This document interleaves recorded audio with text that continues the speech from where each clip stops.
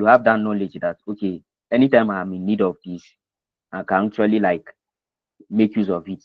There's something like this, there's something existing like this I can make use of, and things like that.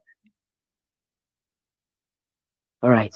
So let's just wait till 10 minutes after 3 and then we'll start. So honestly, you guys are doing well. You are trying, and I'll say you guys should keep it up. So since last week Saturday, we use it to deal with issues. Possibly this Saturday, we use it to build at least a project, something that at least will incorporate most of what we have done. All right. And then it's going to be very, very interactive. In fact, I'm going to make sure of that so that all of us will see the ins and outs of everything. All right. So welcome Obed, welcome Aisha, welcome Eniola, welcome Al Hassan, welcome John. I think John is a mentor. Yes. So you're all welcome. Jetro, I came and met you on the call, so you are the one that's supposed to tell me welcome. uh, uh, You never welcome me. Oh. okay. Rufai, no verse. I don't see your name. Welcome, Rufai.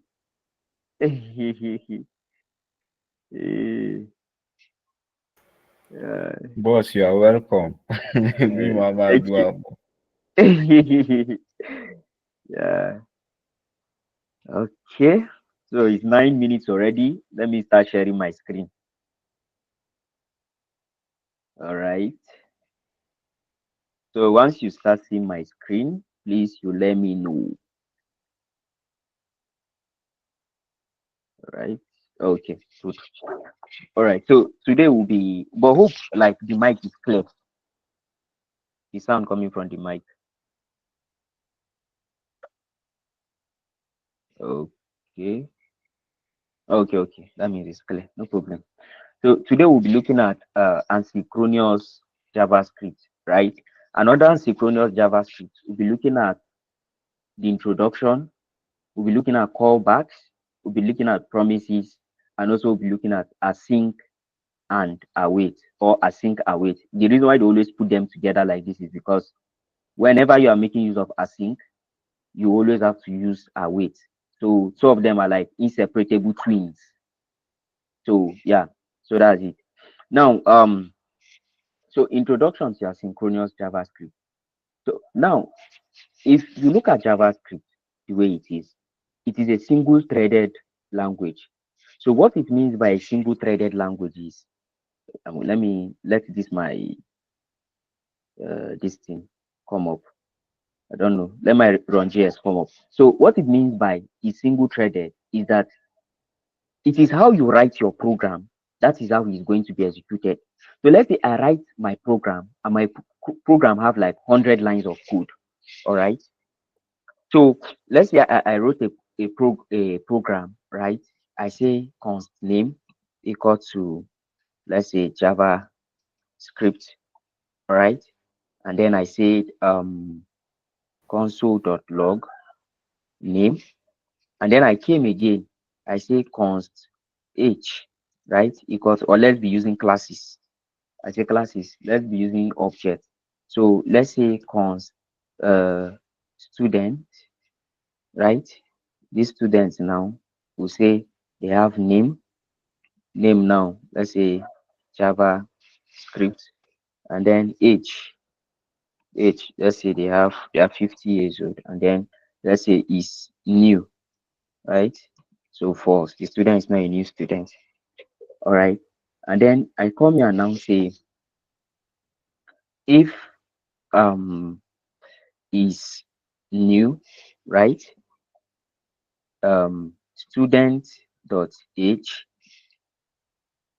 plus equal to 50, right? Else,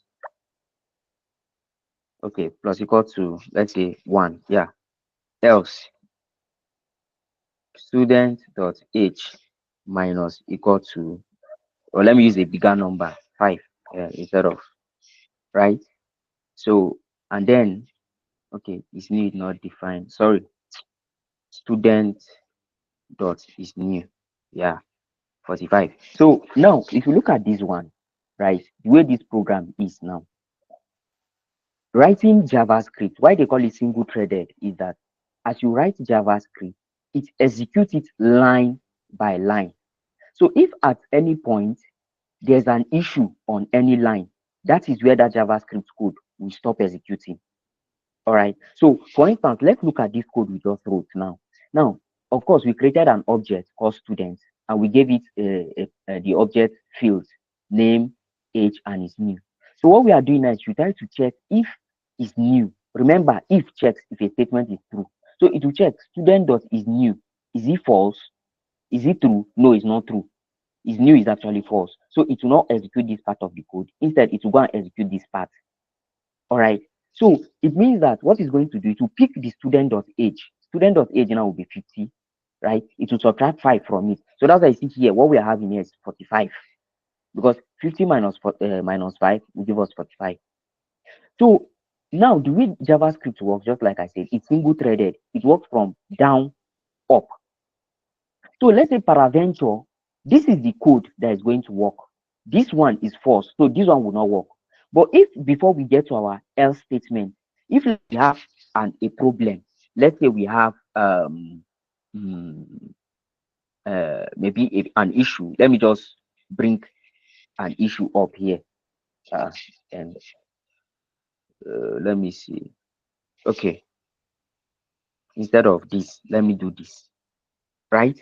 So you see, because there's an issue here, this code stopped here.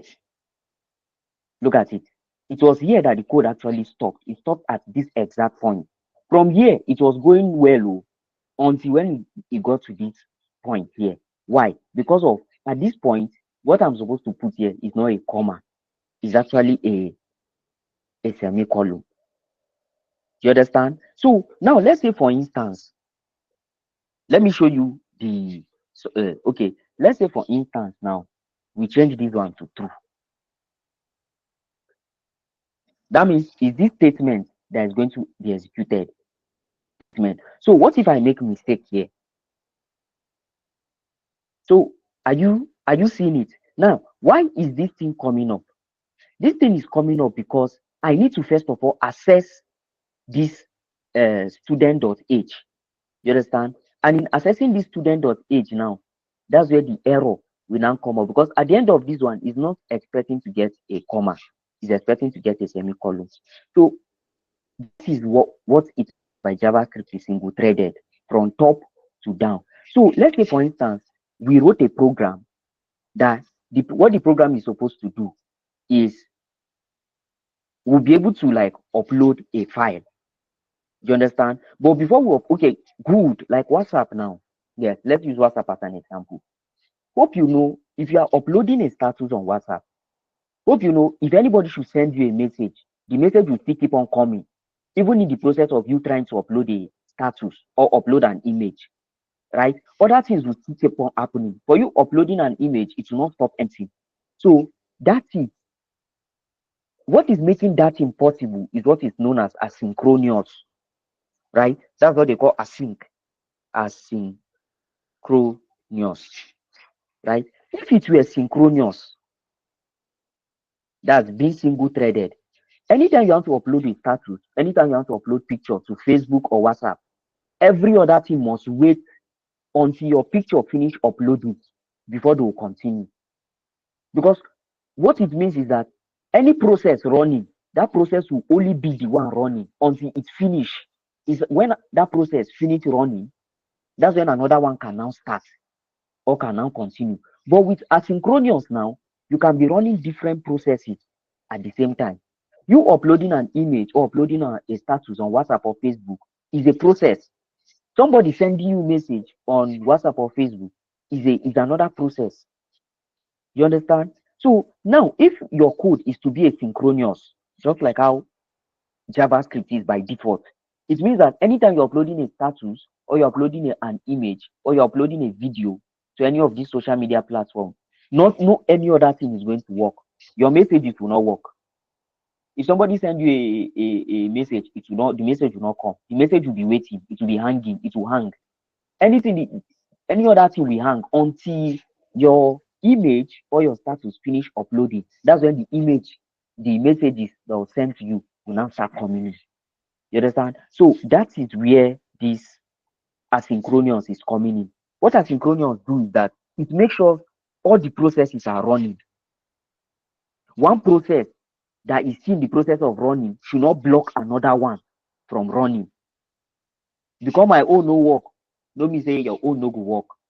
Me everybody they work in own they go. Anybody who always stop, now your own be that. The others continue your work. So that is where this asynchronous JavaScript comes in. So JavaScript as a language is single-threaded. I've said it before. This means that only one task can be executed at a time. Are you seeing it? However, in a world where applications need to be responsive and interactive, having a way to manage multiple tasks without blocking the flow is essential. So it's just like what I just finished explaining to you. Me performing a task does not stop other tasks from working. You understand? So that is where that's why asynchronous programming is huge. You go to Python, there's asynchronous programming. JavaScript, there's asynchronous. Rust, there's asynchronous. Java, there's no single programming language today that does not have this asynchronous programming. So always take note of it. Very important. So please, if you have questions, let me know. So we are looking at synchronous. You know, I told the opposite of asynchronous is synchronous. So by default, JavaScript is a synchronous programming language. So in synchronous programming, tasks are performed one after the other in a sequential order. This means each task must complete before the next one starts. You understand? So here they are even giving an example. They say, imagine that you are reading a book and you have to finish one page before you can move to the next. In JavaScript, if you call a synchronous function, the code execution stops until that function completes its task. Are you seeing it? So that's what is known as synchronous. Once the task is going on, that particular task at that point in time will be the one to run until that one finish running before any other one can run. And it has a huge disadvantage, a very huge one. Because imagine you are uploading a video of 1 gig on your Facebook, on your YouTube, on your WhatsApp, and then you can't message somebody, you can't call somebody can't message you, somebody can't call you until that 1 gigabyte file finish uploading. I imagine network is slow, and then the video is going to take like an hour to upload, and you need to send somebody an urgent message on WhatsApp. How are you going to manage it? It means the only thing you can do is that you have to cancel the upload, video upload, before you can get access to the message or calling somebody. And what that also means is that if you are having a WhatsApp call, you won't be able to text somebody else on WhatsApp. You have to finish that WhatsApp call first before you can go back to texting somebody. So if you check, you find out that the disadvantage is just huge, it's too much. So that's why they have to come up with asynchronous. So asynchronous programming allows certain tasks to start, run in the background. Are you seeing it? And complete at a later time. Okay, for instance, look at my browser. How many this thing do I have open? I have 2 tabs. Now, this my Google Meet. If this code, if this browser was built to be synchronous, it means for me to be able to open another tab, right? And then let's say go visit another website. I have to first finish doing everything I need to do in this my Google Meet, and then go out of the Google Meet before I'll be able to now access another different browser. Well, you can see here, I'm having a call with you guys. At the same time, I'm able to access my GitHub. So that is synchronous. I'm running 2 different processes at the same time. So that is asynchronous for you. So let's get back. So asynchronous programming allows certain tasks to start, run in the background, and complete at a later time without stopping the main flow of code execution. JavaScript is designed to handle these types of tasks using features like callbacks, promises, async, and await. So you see these 3 things, right? Callbacks, promises, async, and await. All of them are a way of introducing asynchronous in JavaScript. So let's go. Please, if you have any question at any point in time, you can always like let me know. All right. So let's look at importance of asynchronous in JavaScript. So JavaScript asynchronous capabilities are crucial in creating a smooth user experience. Of course, because imagine that now for me to be able to do anything here, I have to go out of this call before I access this one. And then before I now, once I'm done here, before I now close this one and then come back to this. So it will not be like probably the user experience will not be smooth. All right. So okay, somebody is not seeing my screen. Oh, sorry for that. I don't know. Can any other person confirm to know whether he's from one end or his own end? Okay. Or maybe Rufa, you please try and rejoin. Right? Maybe you try and rejoin. You understand? Uh-huh. So especially for tasks that take time to complete, like fetching data from a server. Now we are going to do this on Thursday, right?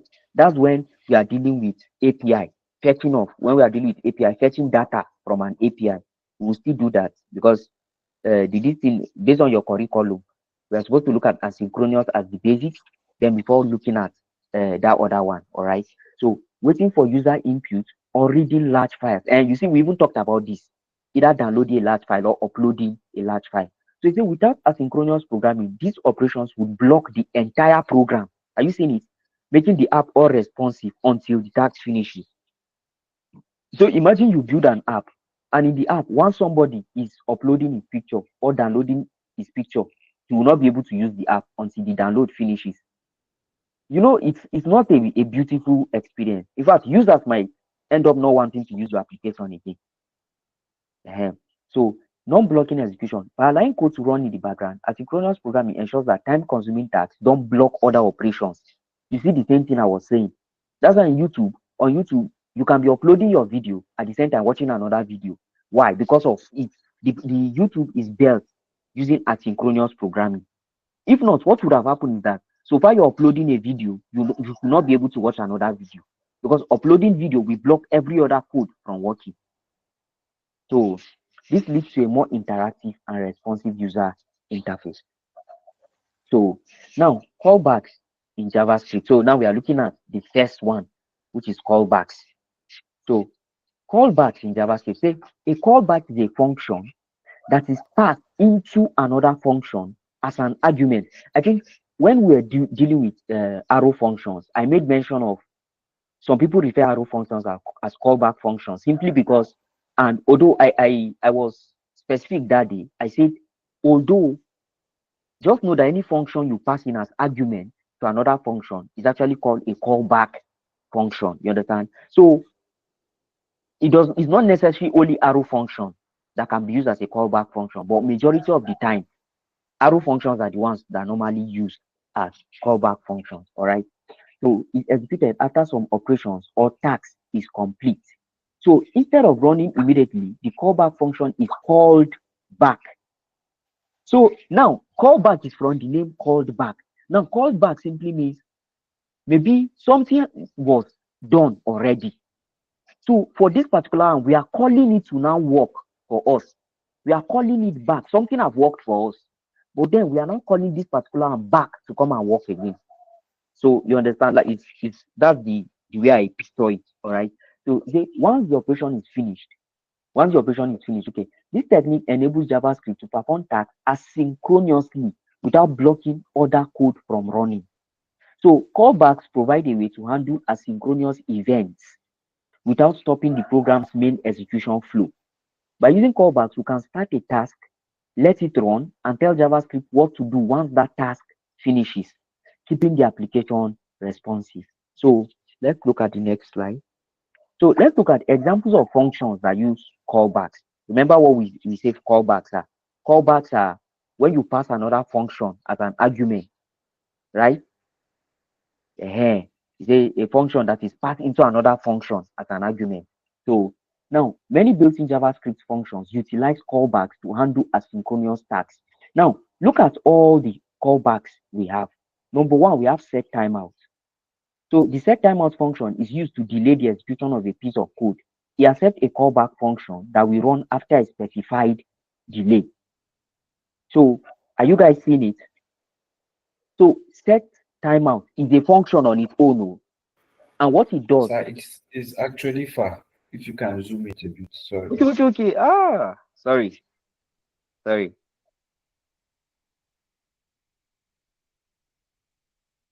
Hey. Uh,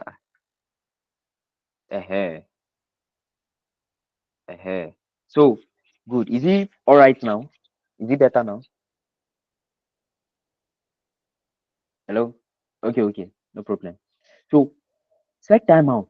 So the set timeout function, right, is used to delay the execution of a piece of code. So set timeout is a function on its own. And what that function does is that it delays. And what is it delaying? It's delaying the execution of another function you are going to pass into it. You understand? So set timeout is actually a callback function. It's a function on its own, but then it accepts another function, which is a callback function. And then what it does is that it delays the execution of that function. All right. So let's look at this piece of code. Look at the example they gave. So let's look at something like this. All right. Now, by default, if we have const, let's say name equal to JavaScript, right? Let's say const name one, right? Let's say Rust. Now we can decide to come and say by default, if we say console dot log name, right? And here we say console dot log callback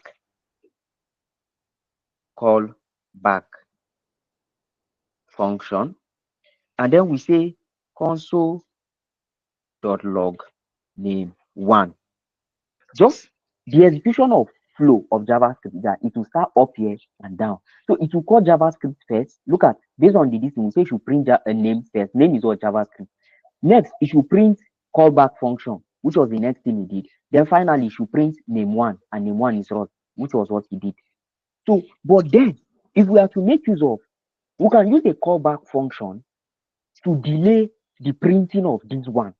So instead of this one to print, what you are going to have printed is JavaScript first, then Rust second. So this one, by delaying this one, like we are not blocking the execution because by default, this one cannot work, cannot execute until this one finish executing. But with this particular one, this callback function called set timeout, right? We can be able to achieve it in such a way this particular code cannot block this one. So how can we do that? Now we'll come here and then we'll call this the set. What's it even called? It's called set timeout. So we'll bring in set timeout. Why is this thing blocking? And then just like I say, set timeout accept what? Number one, it accepts. Let's go back to the slide and see. So you can see number one, it accepts the function callback function first. Secondly, he accepts the delay. Now this delay is in milliseconds. You know what they call milliseconds. So this 2000 you are seeing, you are simply telling it to delay by 2 seconds. If you want it to delay by 2 minutes, it means this one is supposed to be this is supposed to be, is it 20,000 now around, or I think 20,000. So I don't really know. But what this one is in milliseconds. So what this one means is 2 seconds. That's what it simply means. 3,000 is 3 seconds. 4,000 is 4 seconds. So now we can now come back to this. And then, of course, the first thing we want is to receive a callback function. So we are going to give it an arrow function. Now, what do we want this function to do? Is we now want the function to then be the one to print this for us.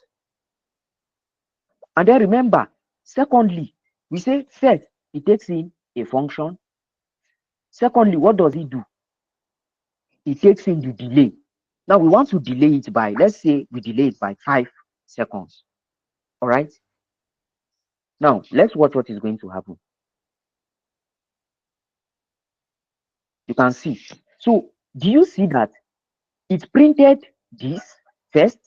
It now printed this second before coming to print this one third. So it actually skipped, like it started from here, came here, did this, came here. Upon getting to this one, it skipped it. Because based on what we asked it here, that you shouldn't touch this one.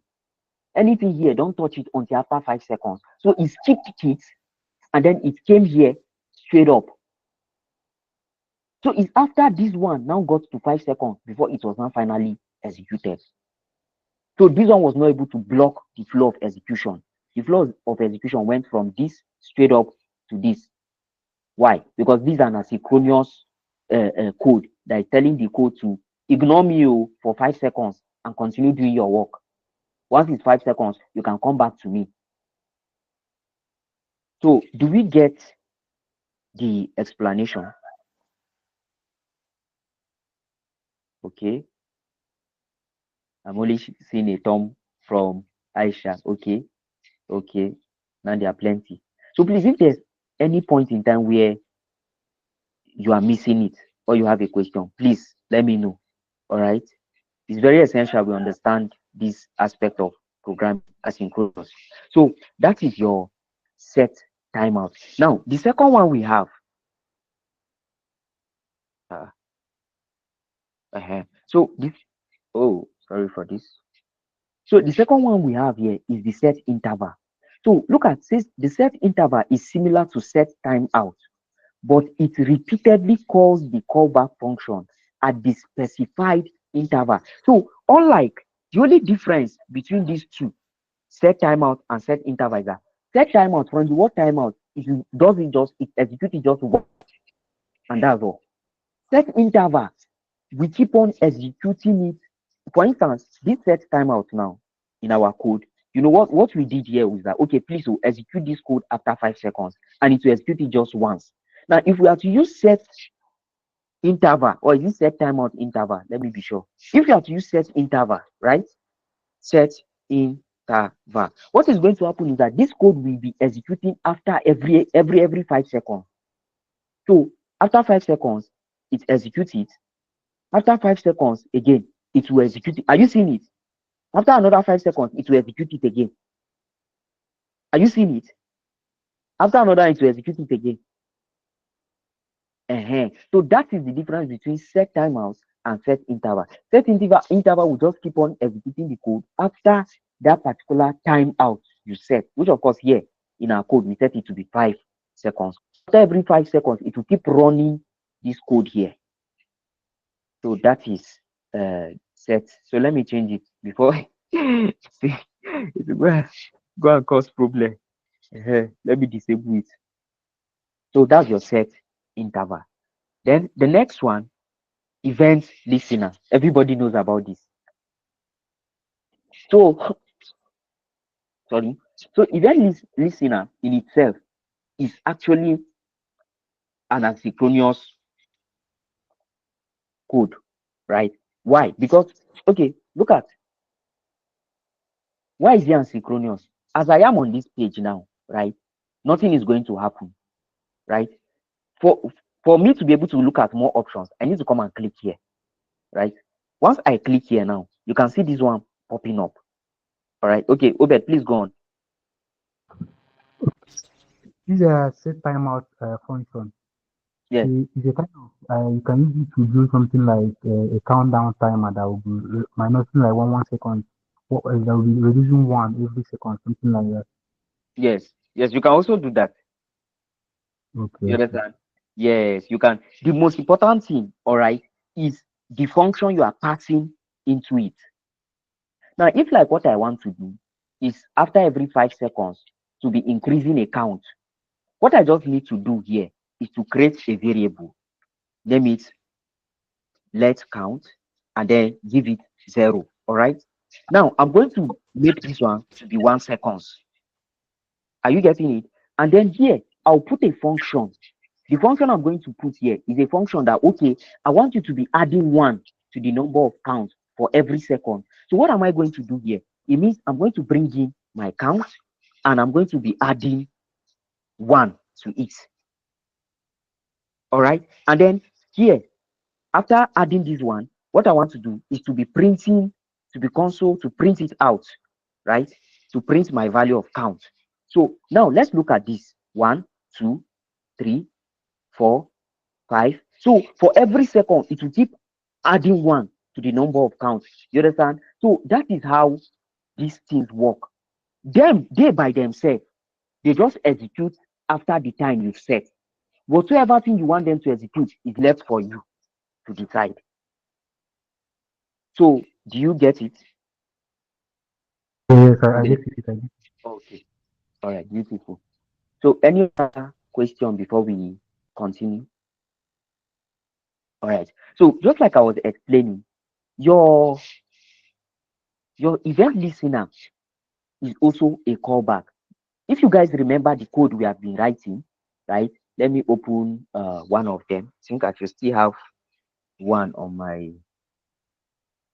Let this thing do quick. Uh-huh. Okay.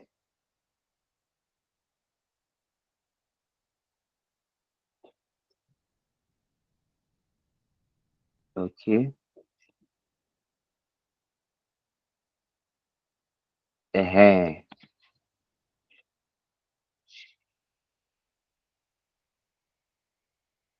Okay. So now, if you remember what we did that day, you find out that your event listener always okay. Thank God is opening. I was thinking it's going to take some time to open. Aha, beautiful. So now, if you remember the code we wrote, I hope this is even the code. Okay, I think this was the one we were writing to test the function.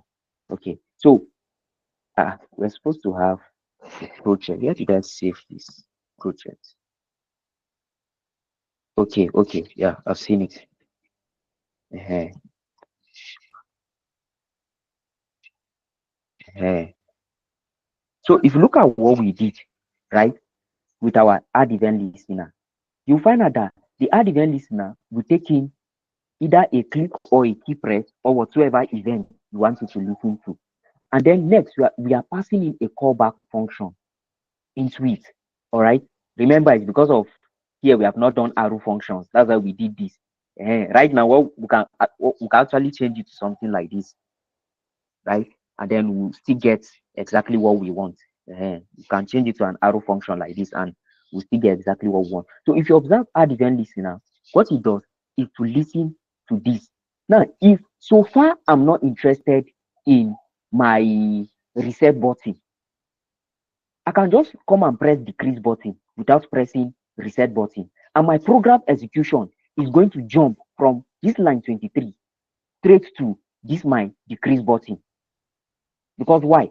These two, which is the two add event listener I use, add event listener does not block code. It's asynchronous programming. So it does not block any code. So that is why you are seeing it here. So that's event listener. Then finally, array methods. So who remember array methods? The one we treated, was it last week or last week? Okay, beautiful. Now, let me just ask a question before we continue. Like, you mustn't get it right, all right? I just want to see, like, how far you guys understand what we have been doing. So, why is it that they are bringing in array methods inside of asynchronous programming? How is array methods actually part of asynchronous? Can somebody help us?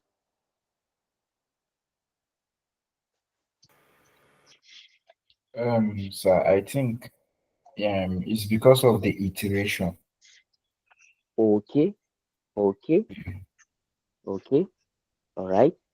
So, any other contribution? Any other person? All right. So, good.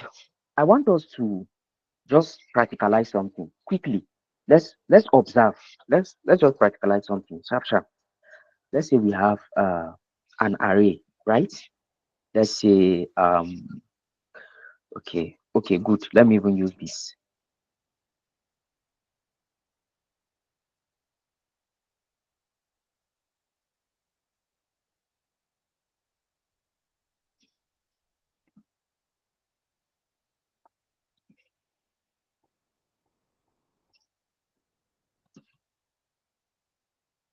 Okay.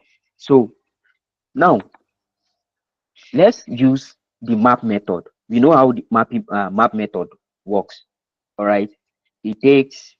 Should we use map method here, or should we use for each? Okay, let's use for each and see. So we say for each. Is it for each? Is it even correct? So we say array, right? Dot for each. Of course, you know you have to always their array method, so you have to always call them on the name of the array for each. And then this for each now, we want to say lm, or let's say letter, because each of these ones are letters of an alphabet, all right? Or let's say character. Let's use ch, character. Then here, let's now say we want it to console.log those characters for us. All right. Now, why are array methods asynchronous programming? They are asynchronous programming because they will not block any form of execution. There's an example I'm looking for, but I don't know. I'm not like getting, I don't know how to enforce the example so that it's going to be very, very clear. I don't know, but let me see the example they used here. Maybe we'll get something. See, I want it to be very clear so that you guys are going to see it. Now, there's okay. Let me use numbers.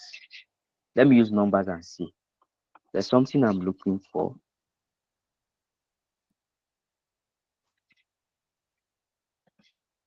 Okay, right. Let me say these are 3, and then here, let me say console.log 2 times ch.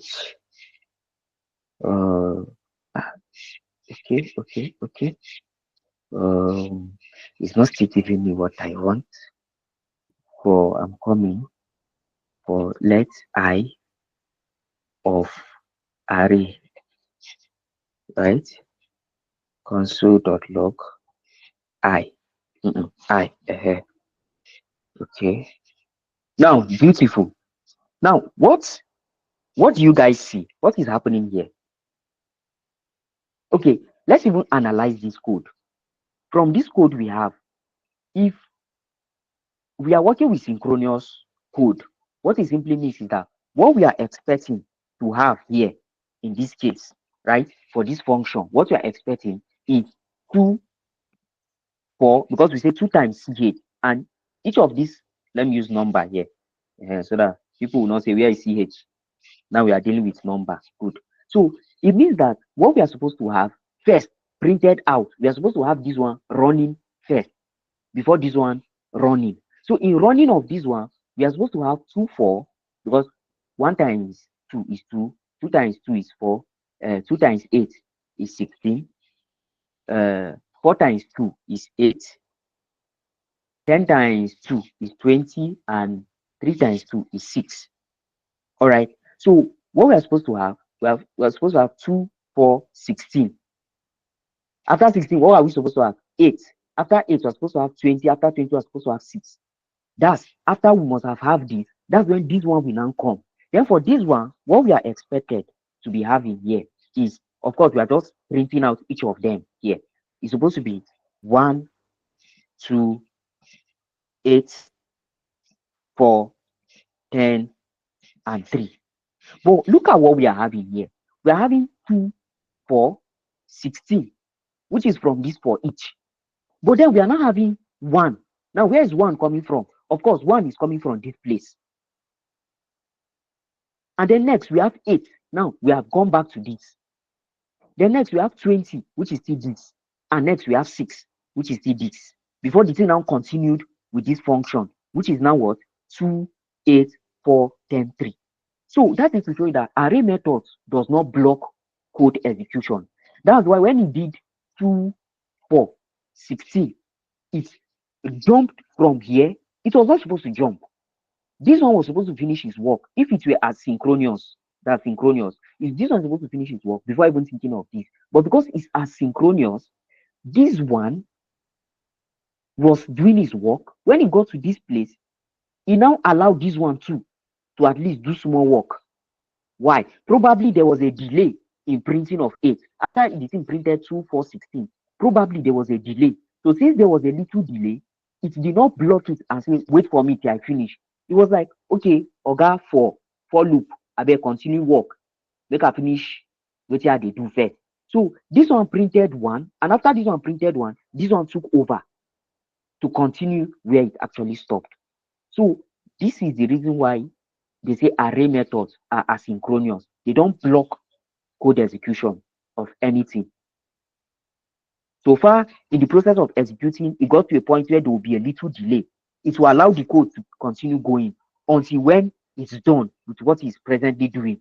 Then it will, before it will now continue what it's doing. So I don't know, does anybody understand? Because if we are to do the same thing here with a normal for loop, I bet you for loop will make sure it finishes running everything before it will allow this one to run. So if we are to try for loop, I'll take this one off, right? And then I'm going to use a for let I equal to 0, right? I is less than array dot length, and then I plus plus. So here we are now going to say console dot log array I. So what are these people saying? Okay, sorry, semicolon. So now let's look at this code. Now you see 1, 2, 8, 1, 4, 10. Wonderful. Does that mean for loop 2 is asynchronous? No, I don't think for loop is asynchronous actually. I don't think so. So why am I having this 1, 2, 8, 1, 4? That's after 1, 2, 8. Okay, it's allowed this one to execute first. 1, 2, 8. Okay. And then where is this one coming from? Wait, oh, this is supposed to be 1, 2, 8, 4, 10, 3. This one is supposed to, okay, sorry, times 2. I forgot. So it means we have 2, 4, 16, and then we have 1, then 8, 26. This is strange. Wow, this is strange. Okay. All right. So this is actually strange because the normal for loop I know is a synchronous programming concept. For loop is not asynchronous. So I'm just surprised that it's giving the behavior of asynchronous. But that's why the array method. Okay. Somebody wants to say something. Okay, please go on. Sorry, I was not seeing your hand raised. Alasan, please go on. Okay. Alasan. Hey. Mohammed, go on. I hope it's not network. Okay. Attendance. Right? How do they even pin message, sir? So, don't know how to pin message. Okay, Alasan, please go on. I think network. All right. So that's why it's being referred to as asynchronous. Yes, because it does not block the execution of code. Once there's a little delay, what it does is that it allows the other one, the next one, to continue before getting back to doing what it's supposed to do. Yes. So that's those. So these are the 4 major callbacks we have. There are others, but these are the 4 major ones that are being made, that are used: array methods, event listeners, set interval, and set timeout. All right. So in old code, if you look at old JavaScript code base, you always see each of these used, like set timeout, set interval. Of course, array methods will always be there, and then you see your event listeners. That's for old code. Now, next, we'll be looking at promises. Remember where we started? We started from here, and we say under asynchronous, we have callbacks, we have promises. So we have looked at callbacks, and we know what callbacks are. Callbacks are functions that are being passed as argument to another function. All right. So next, we'll now look at promises. So let's see what we have under promises. So a promise is an object that represents the eventual completion or failure of an asynchronous operation. So if you are dealing with from promises, of course, if you promise somebody something, there are two results of that promise. Either you meet up the person's promise, that you meet the promise, you complete it, or you fail to meet the promise. So that is the concept that is being used here too. For every promise you have in your JavaScript code, is either you have a failure or a success. So promises allow us to write asynchronous code that is cleaner and easier to understand than traditional callback based code. So now, if you should look at any recent JavaScript code, what you should be seeing for asynchronous is more of promises than callbacks. So callbacks, they actually use them, like that was what have been used in like when old before promises were actually brought into JavaScript. All right. So it's cleaner and it's easier to understand than traditional callback code. So before promises were introduced, are you saying it? Developers used callback functions to manage asynchronous operations. But this often leads to complex and hard to read code known as callback hell. Now, this callback hell, right? Imagine for everything you are doing, you have to be using either set timeout or set interval. So you find out that every on your code, you just be seeing set timeout, set interval, set timeout, set interval. You understand? Even sometimes, even to an extent that even what you're not supposed to use a set timeout, you want to make use of it. All right. So that is why they now brought about these promises. So these promises, what it does is to help save people from callback here. Because imagine you are having a callback inside another callback, inside another callback. So before you know it, even you yourself, you start getting confused on which callback is actually calling which one at this point in time and things like that. So say promises were introduced to make handling asynchronous tasks easier, more readable, and more manageable. So let's look at, so just like I say, for promises, there are 3 states, but 2 results. Now for the state, you have pending, you have fulfilled, you have rejected. That's for the state. Why for the result, you either have fulfilled, which shows is successful, or rejected, which shows is not successful. So since it's not successful, it means due to that failure, there should be an error. All right. So for the state, we have pending. Now, pending is the initial state. That is when you make the promise. Okay, I promise if you carry first, I'll buy you a bicycle. That's a promise that's pending. Now, the promise depends on whether the person carry first or not. Do you get it? So when the person carry first now, you can now go ahead and fulfill your promise. So when the operation is successful, all right, we'll say that the promise has a particular value to show that it's successful. And when it's rejected, we'll say that it has actually failed. You understand? And since it has failed, there could be a reason for the failure, and that is where your error message comes in. Because in code, there's no failure without an error message. There should be something that tells that this is actually a failure. And why is that in a failure? You understand? So put this at the back of your mind. Pending when you are making the promise, fulfilled when the promise is successful, rejected when the promise failed. So take note of that. So if you are looking for the result of your promise, is either it's going to be fulfilled, which shows it's successful, or is either it will be rejected, which shows is a failure. And for that, you have an error. To say once a promise is either fulfilled or rejected, it is considered settled. So irrespective of whether your promise is fulfilled or rejected, it's settled. Of course, if your son, carry first, you won't get him a bicycle. So if he carries first, you get him a bicycle. So irrespective of whether he carries first or not, that your promise is considered to be settled, right? And of course, since it's settled, you cannot come and change again and say, I'll buy you bicycle. It's something that you say, if you carry first, I'll buy a bicycle. In that, if he carries first, you buy him that bicycle.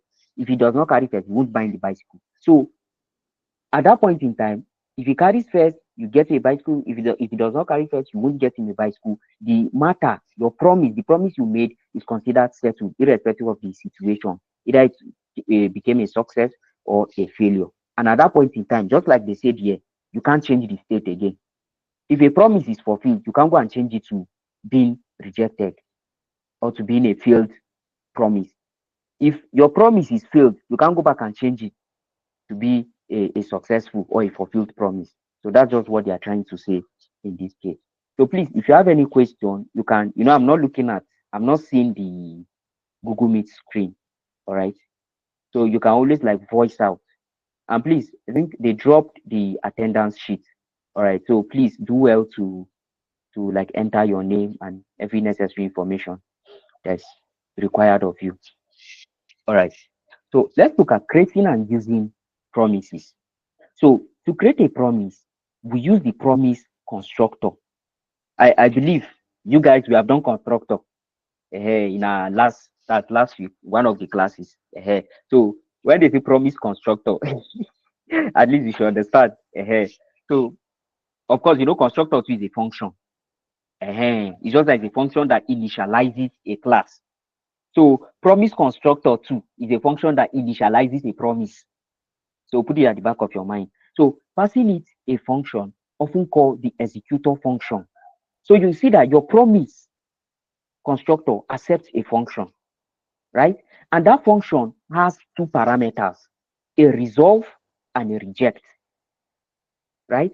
Now, the executor function defines what should happen when the promise is fulfilled or rejected. So the function you are passing into the promise constructor is that function that will determine what should be fulfilled and what should be rejected, or what should happen when the promise is fulfilled and what should happen when the promise is rejected. All right. So I say once a promise is created, we can handle its outcome using dot then for the fulfilled state and dot catch for the rejected state. Remember, when we're talking about the state, we say fulfill means it's successful. All right. So that's why here they are saying you use dot then to catch it when it's being resolved, when it's successful. So it means that what your dot then will do is to resolve it, give a value to show that it's successful. While your dot catch handles the aspect of when the promise is rejected, that's when the promise failed. So dot catch runs when the promise is rejected, receiving the rejection reason or error. So let's look at this code. Let me zoom before we go and create our own code too. All right. So now looking at this code, we have a parameter that we created here, a variable called my promise, right? And then we use the promise constructor, new promise. And then remember, they say you are going to pass in a function to promise. And that function you pass into promise, right, is a function that will take two parameters, a resolve and a reject. You can name it anything, no, it mustn't be always be resolve and reject, but it's always good to make use of resolve and reject so that anybody see your code, we understand what you are doing, right? And then it says, let success be true. Of course, you declare a variable here. And then we use the set timeout. Of course, you know what set timeout does. So what does set timeout do? Somebody should help us.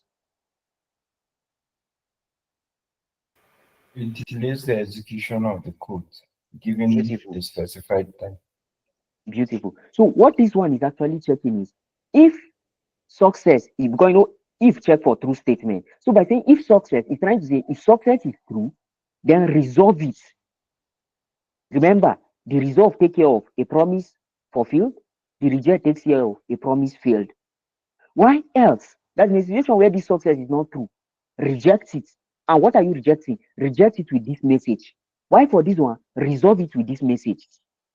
So now, of course, they put a limit of a delay of 2 seconds. All right. Now, let's look at the how to actually remember what we talk. We talk about resolving. So after you must have built a code using your promise. Next, you need to resolve that promise. And this is where the promise was resolved. So this is this is the object, my promise object. And what we are expecting from this object, my promise object, is either a success or a failure. So now, and then we are going to use the dot then to catch the success part of it, and dot error to catch the failure part of it, dot catch to catch the error, which is the failure part of it. Now, for dot then, we are expecting a value or a message. Although you see these two here, you can name it anything you want. It mustn't be always message and error. You understand? But it's just that it's always good to name it based on what you are expecting. If what I used here is like a calculation, sorry, if what I used here, peradventure, was a calculation I did, here I would have maybe named it value or answer or number. But because what I did here was actually a message, right? So that's why here I'm actually using a message here. And here, this one, where I'm always expecting an error here. So this one, show that it's a success, print out that it's a success, and then the message, success message. This one, print that is an error, and then the error message. So let's look at this promise, how to use a promise. All right. Now we have const. Let's say my answer, yes, or let's say total. Total. Let's want to calculate total of something. All right. And then let's say okay, total promise. Let me just use promise. Yes. So just total. So new is going to be equal to new promise. Remember, it starts from capital letter. And then remember what I say. The promise will take in a what? A callback function. So our callback function here, we are going to use the arrow function. We have our two this, we have equal to, and our arrow, and then this our bracket. Now remember, for the promise, that function, that callback function, you are bringing into the promise. Remember, it must always have a resolve and a what? A reject. Just like I said, you can use anything here, but I will advise you, some code, this is what they do. For some code, this is what they use: res, resolve, and then reg, reject. But I will advise you to always make use of this. All right. So now let's say let's create a variable called total and then give it 0, right? And then let's create an array of numbers and give it let's say maybe 1, 2, 3, 4, 5. All right. And then here, let's now come and say let's bring in, should we use, so what should we use? Should we use set timeout, just like what they did here, or we should just do our own and leave their own?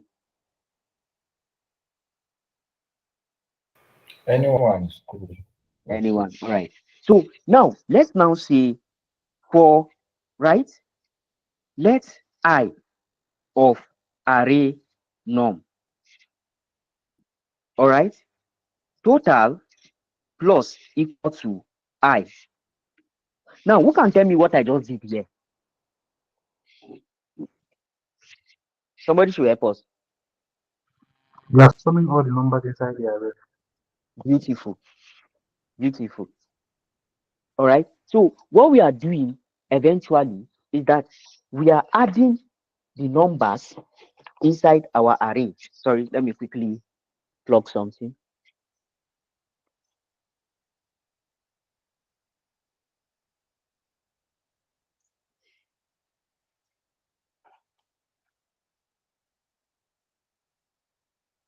Hey. So now we are summing all the, so this is what I'm doing here.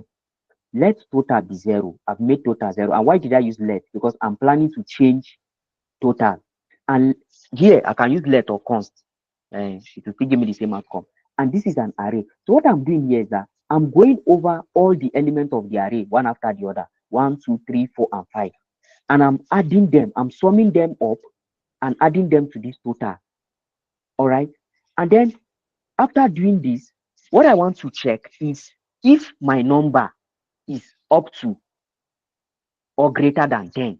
So I can say if total is greater than or equal to 10, what should it do for me? What I want it to do is to resolve this error for me. I say resolve this error. It should resolve it. And what should he do? It should now give me the total. This is the value I want it to return.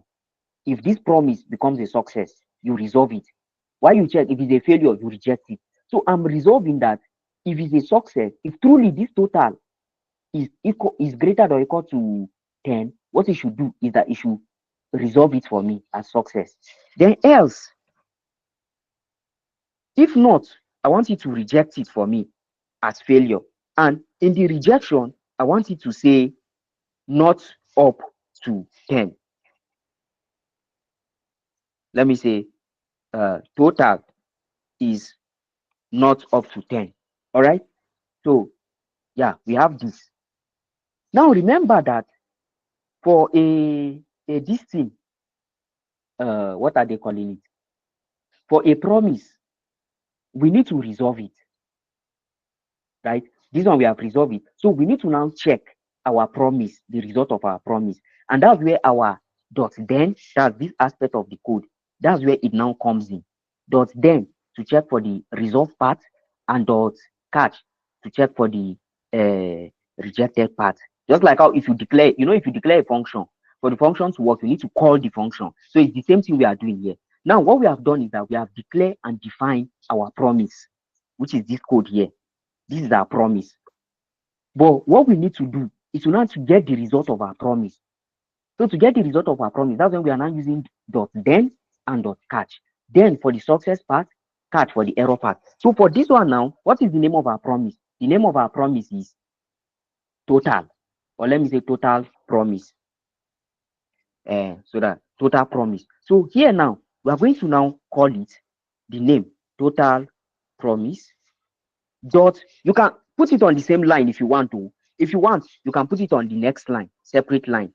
You understand? So any one of your choice is the same result you still end up having. So if you are putting it on the same line, well, why not they normally put it on different line? It's so that the thing will not be choked up in one place. So now dot then, right? And dot then. What are we now saying for dot then? Look at what we says. It will take in what you are expecting, the value. And if you look at it, dot then, to what dot then is accepting is also a callback function to do something. You understand? So why do we have to use callback function? Must we always use callback function? No, we mustn't. But it's just that this then now needs a function to take in a parameter, and that parameter will be what this promise is giving it. Because this promise now we are expecting success or error. So it needs to take in a callback function, all right, that will be able to catch or trap the success. Now, for this one, what I'm expecting is a value. And then what I want it to do immediately, it traps the success value of this, my promise. It should print it out for me. Now, this dot then is the success part. Now, to get the failure part, I use dot catch. Now, this dot catch, just like dot then, it also takes in its own callback function. All right. Now, here, this callback function now, it's also taking, because since dot catch catches error, what we're expecting will always be an error. And then here, what we're expecting it to do is to console.log our error. So here, I'll just do failure to show that it's a failure, and then the error. While here, I'll put success, and then the value of the success. So now, look at what we have. Is this a success or not? Let's confirm. Now, we say you should add all the total and check if the total is greater than or equal to 10. So let's check. 1 plus 2 will give us 3. 3 plus 3 will give us 6. 6 plus 4 will give us 10. 10 plus 5 will give us what? 15. So it will now come and check. is 15 greater than or equal to 10? Of course, 15 is greater than 10. So for that, the part that will be thrown by this promise is this resolve part, which of course what we are expecting is the total number, the number itself. So that's why when we are now resolving our promise here, right, the aspect that went on was this dot then aspect, because that's the aspect that captures that it was a success. And then just like I said, this value you are putting here, we trap whatsoever value that is being returned by this resolve. And that's why here we are now printing it as success and then the value. So you can see it here. Of course, it was a success and the value is 15. So if peradventure we are to do it in such a way that this number, let's say this one, we now turn it in such a way that if it's greater than or equal to, we increase the number to 20. Of course, adding everything here will just give you 15. So when you say is total greater than or equal to 20, no, it's not. Total is less than 20. So for that, the part that will be sent is this reject part. So, and this is the one resolving the reject, the catch. And what is the catch expecting? An error. And once it picks the error, it should print out failure and then the error first. So look at the error. Total is not up to 10. Okay, sorry, in this case, it's not up to 20 because 20 that we are using here. Sorry. So the error will always come from this reject. So that's why you can see it here. Failure, total is not up to 20. So any question, please feel free, because I understand that when it comes to promises, one have to take his time and try to understand it. So please, if you have any question, there's anything you don't understand, or you want me to go over anything, let me know. Please go back to that promise. I want to check something. I'm just trying Okay. to open the promise. This one, I told you can join everything once, but I would advise you to always split it this way so that your code is going to be readable. You understand? Always split it this way. Your dot then should be on its line, your dot catch too to have his own line. So are you okay with this? Is it this beginning part, Obed, or this ending part? I should. No, the beginning part, I understand the ending part. Ending part. So Okay. how you send the promise, the new promise. Okay, so for this reject and this resolve, they are just parameters and you can change it to anything. Yes. Abi? Yes. Okay. Yes. You understand? Okay. So Yes. there's nothing to return to value, which is success and failure. Yes. Yes. So if we change it, right? Let's even try it because me too, I like trying things. So because I might be wrong. So if you are changing it here, all right, make sure I that need to change. whatsoever is here is the same thing you are going to use here for your this. Okay, let me confirm. I don't know, right? But let me confirm. Good. So anything you are using here should be the exact same thing you are using to resolve and to reject. Do you understand? Yes. Uh-huh. So up. Okay. So if I make this one 10, right?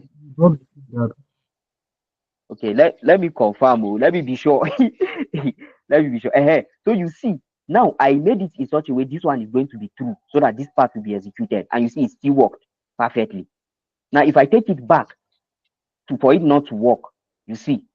So anything you are using here, even if I decide to come here and say Obed, and then let me not use Rufai so that Rufai will not be angry than putting his name on in failure. So let me use my name, Gideon. It means to resolve it, here I must call Obed. And here, to reject it, I must call my name, Gideon. So that's why it's always good to make use of the resolve and reject. So that anybody see your code, anybody that comes to your code now, if not that the person have deep understanding, he might say, what brings Obed and Gideon inside this matter now? Something like that. So do you understand? Yes, I understand. Okay. So let me just take the code back to how it was.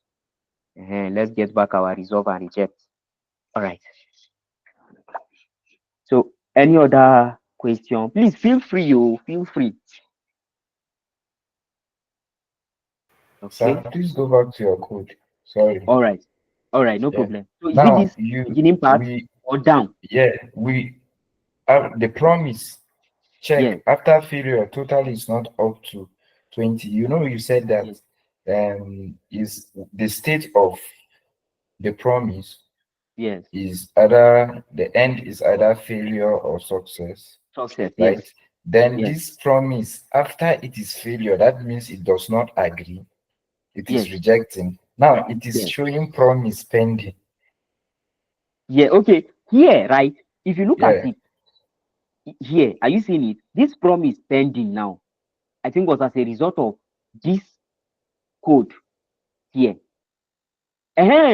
I think we talked about three states, right? I'm not sure. Wait, what is this thing doing like this? I think we talked about the three states. We talked about pending, right? They explained that that's the initial state. That's when the promise, the operation is not yet completed. So it's showing pending here. At this point in time, this promise have not been completed yet. So it's after it has completed is when we are now getting this our answer of failure. Because of course, after it must have completed it, you now find out that this promise is actually a failure. It does not meet up to what the requirement of what the person coding it wants it to do. You understand? So, but here it's showing pending at this state now, just like how what I said here, pending is at the initial stage. At this point, the operation is not completed. We don't really know whether it's a success yet or is a failure yet. You understand? And this is let me even console.log. Let me console.log this thing. So that's 17, right? So you can see uncut in promise. Where is it? Okay, so you see this one now, printing console out this one now. What is coming out from the promise is that it's being rejected, and this is the message. So if the promise were to be a success, let's say we have 10 here, right? Look at what is good. We are going to have. Look at the promise. We are going to have this promise, and then the value of our promise 15. So, but if it's rejected, look at the main value we are going to have. Where is it? Rejected, and then the message of the reject. So this one is just telling us at this point in time, the promise is yet to be resolved. So at that time, it's still the pending state. This one now is in its rejected state. It has been processed already. While the other one is in its success state. It has also been this thing been processed. So do you understand now? Okay, all right. So okay, see me. I don't go miss road. All right. So that's how promise works. So don't forget your promise constructor, the function, the callback function, the parameter of the callback function, resolve, reject, what you want your function to do. And then after that, you need to now come and resolve your promise, right? It's either you fulfill it, you check whether it's been fulfilled, or you check whether it's been rejected using your dot then and dot catch. So take note of that. So the next one we'll be looking at is chaining promises. All right. So we can actually chain promises together. And how can we chain promises? Now let's look at this code. So one of the great advantage of promises is that they can be chained.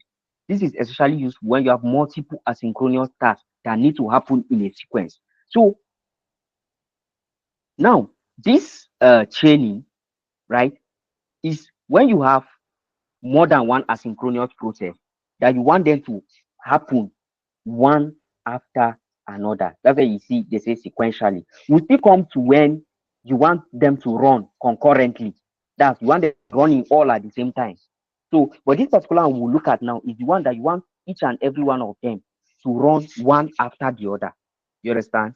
It's more like the one you queue that was okay, queue that time in the hostel where we used to have water issues in the hostel. You see that boys will always carry their bucket and queue like that. So okay. All right.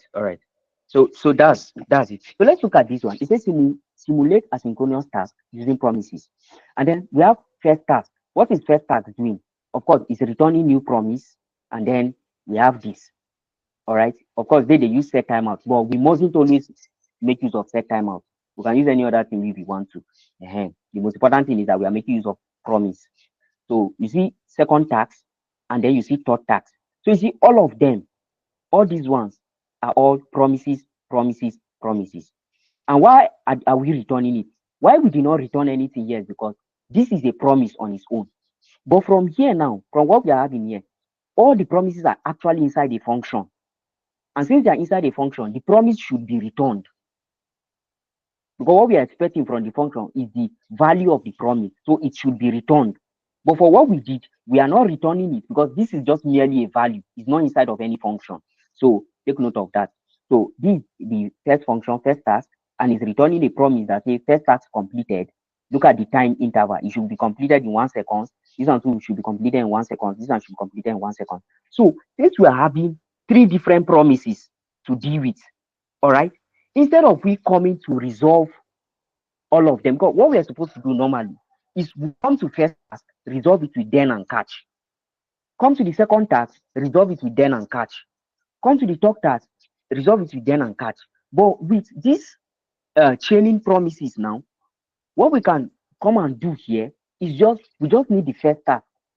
And then we check for the then of the first task. After checking for the then of the first task, immediately after the first task, we are returning the second task immediately. So what we are expecting to get out of this is the second task. And then also we are checking for the result of the second task. And then immediately after checking for the results, what we are expected to return is the third task. And then finally, we are now checking for the third task here, which is then. Now, we will do something like this, and then I'm going to ask a question at the end. So please pay attention. The question I'm asking will be very, very important because it will help us to know whether we have really understood what we are doing or not. So let's get to work. All right. And please, if you're having questions at any point in time, please let me know. So for the first one now, let's say we have our first function. What should we name our first function? Okay, let's say add.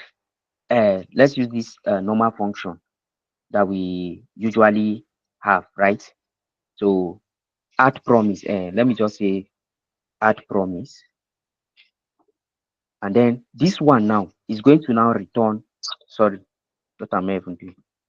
So this function is now going to return a promise. Remember, if you are returning a promise, you have to use a promise construction. If you want to create a promise, and that promise construction has to be new promise, and the promise has to be start from a capital letter, right? So now who can help us? In this our promise, what are we going to put inside? First, what's the first thing we need to do? You pass some argument, either success or reject. Good. So we'll bring in a callback function, right? And then inside our callback function, we are now bringing in 2 things, which is what? Our resolve. The resolve is always the first or reject, right? So this one now, what are we doing in this case? Hmm? So what should we do here?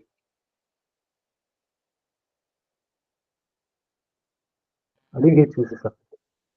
Okay, let me put it this way. Now, what should we do? Now that we are inside here, what should we do?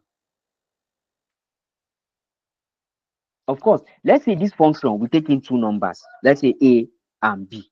All right. Function we take in 2 parameters. And based on these 2 parameters, we'll now check and say if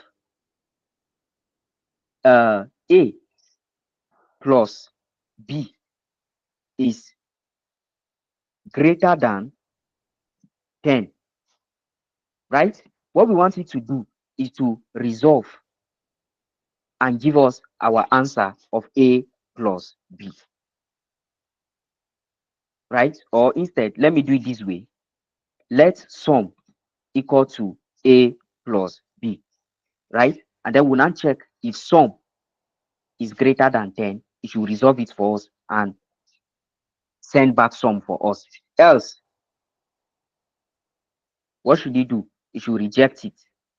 And this rejection, it should not tell us sum not greater than 10. All right. So we are done with this. So what we just do here, let's just copy and paste code. So this is the first function, this is the second function. This second function, we just call it sub. That's to subtract a promise. And then here, let's say subtract, and then we are minusing a minus b. And then here we are checking if the sub is greater than, in this case, let's just use if it's greater than 2, or if it's greater than 0. So if it's greater than 0, it should resolve it, right? And this resolve now, it should tell us that it is a, or not, it is a positive number. Of course, any number greater than 0 is a positive number. Then if it's not greater than 0, greater, it should reject it and tell us that negative number. All right. So that's for sub. And then let's do the last one. The last one, let's say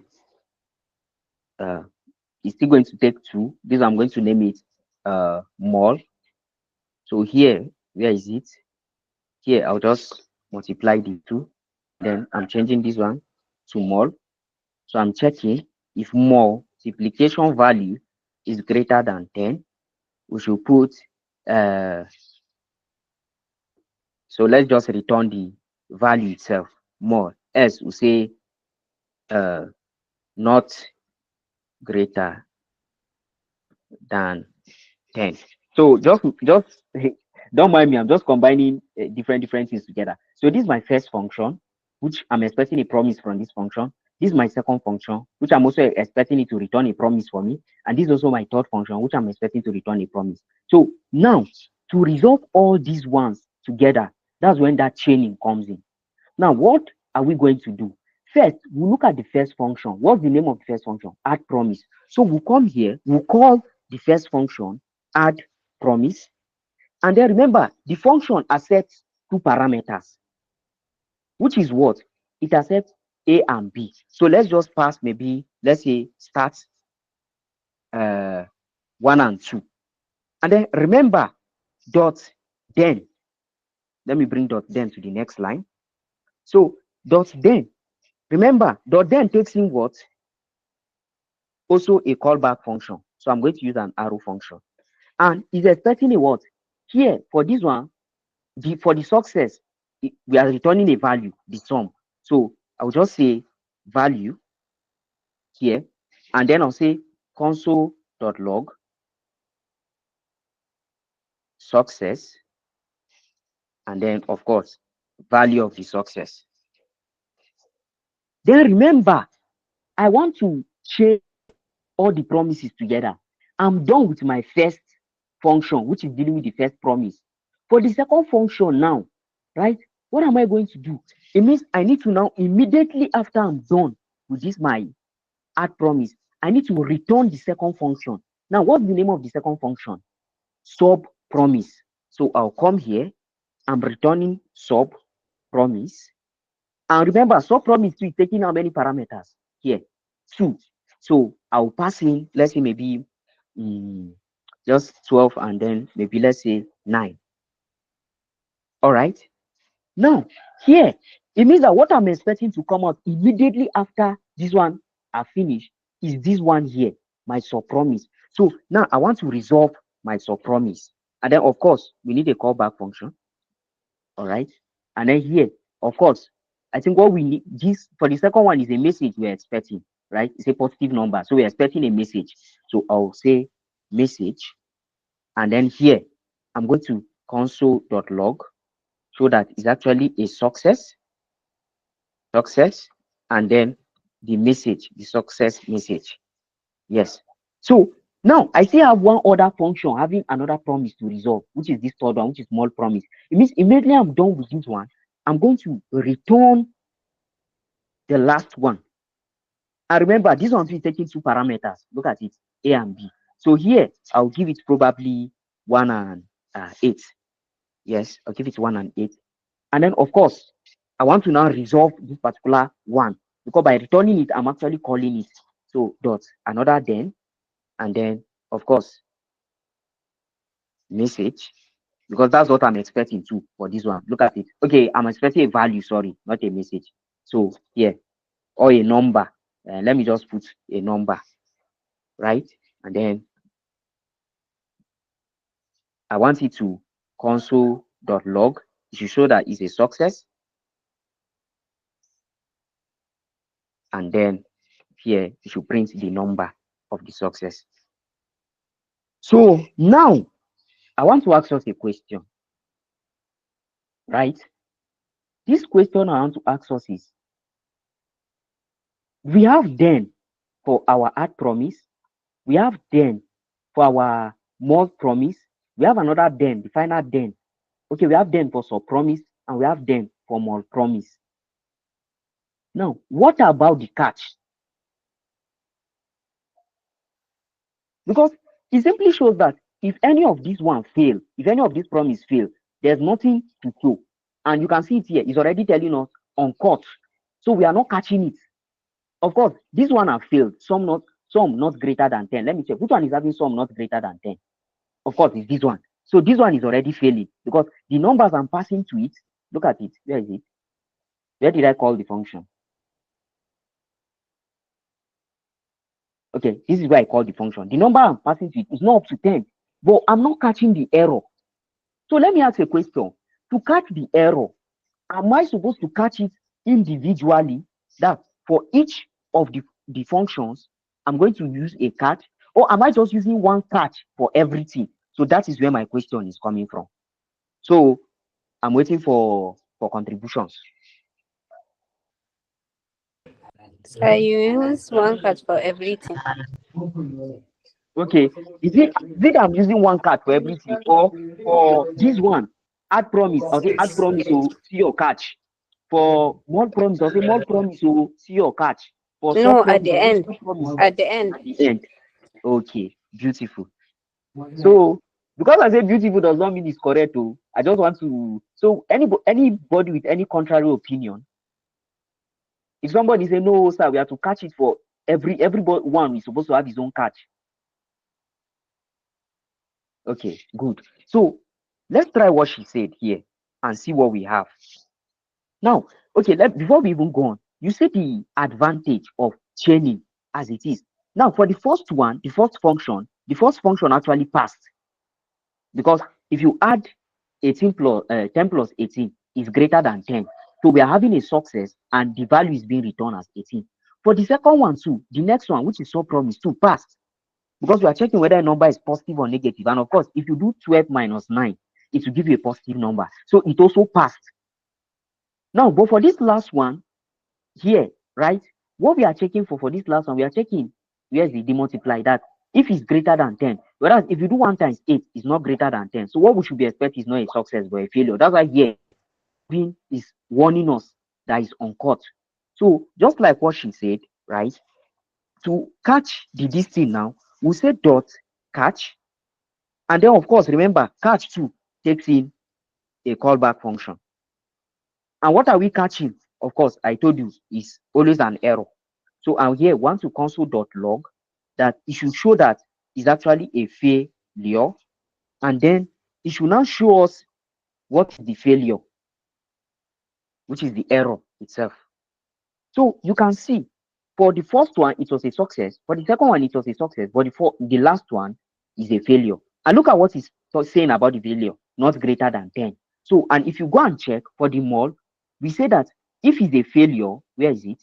From this our code. We say if it's a failure, it should tell us that it's not greater than 10. Or let's just use mall so that we know that it's coming from multiplication. And then for this one, okay, sum, good. Sum not greater than 10, good. Good. So we know that it's coming from multiplication. Okay, what if is now our this thing that failed, our sub promise? Let's say here, what we have here is actually 15. Of course, you can see negative number, success. Okay, what if this one now failed? Where is it? Where is this one? What if it's this one that now failed? Let's say this is 1 and 8. Now, does somebody observe what happened when we failed the second one, right? We only have the first and the second. The third was not executed. When we failed the second, when we failed the first now, you see that we are no longer having the second and the third. We are only having the first one. So who can tell us why? Why do we have something like that? Why do we have that behavior?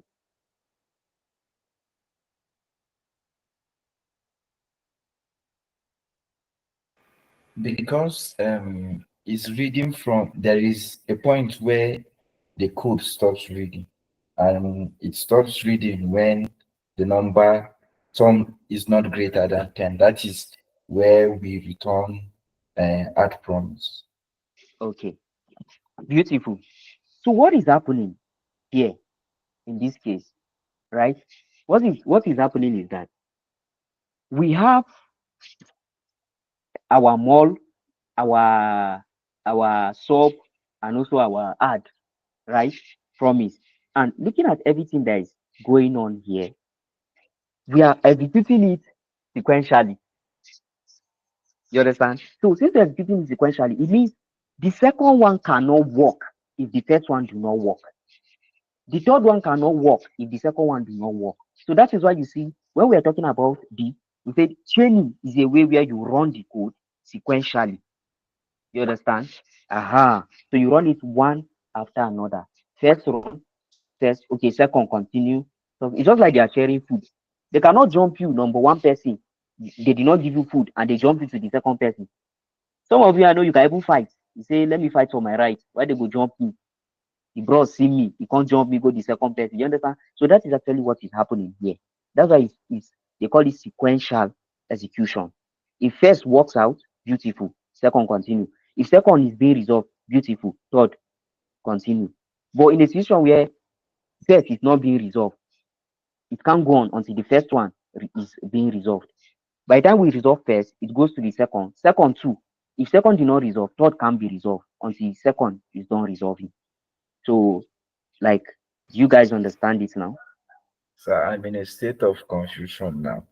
because we are trying to look at what is it called, asynchronous. Asynchronous.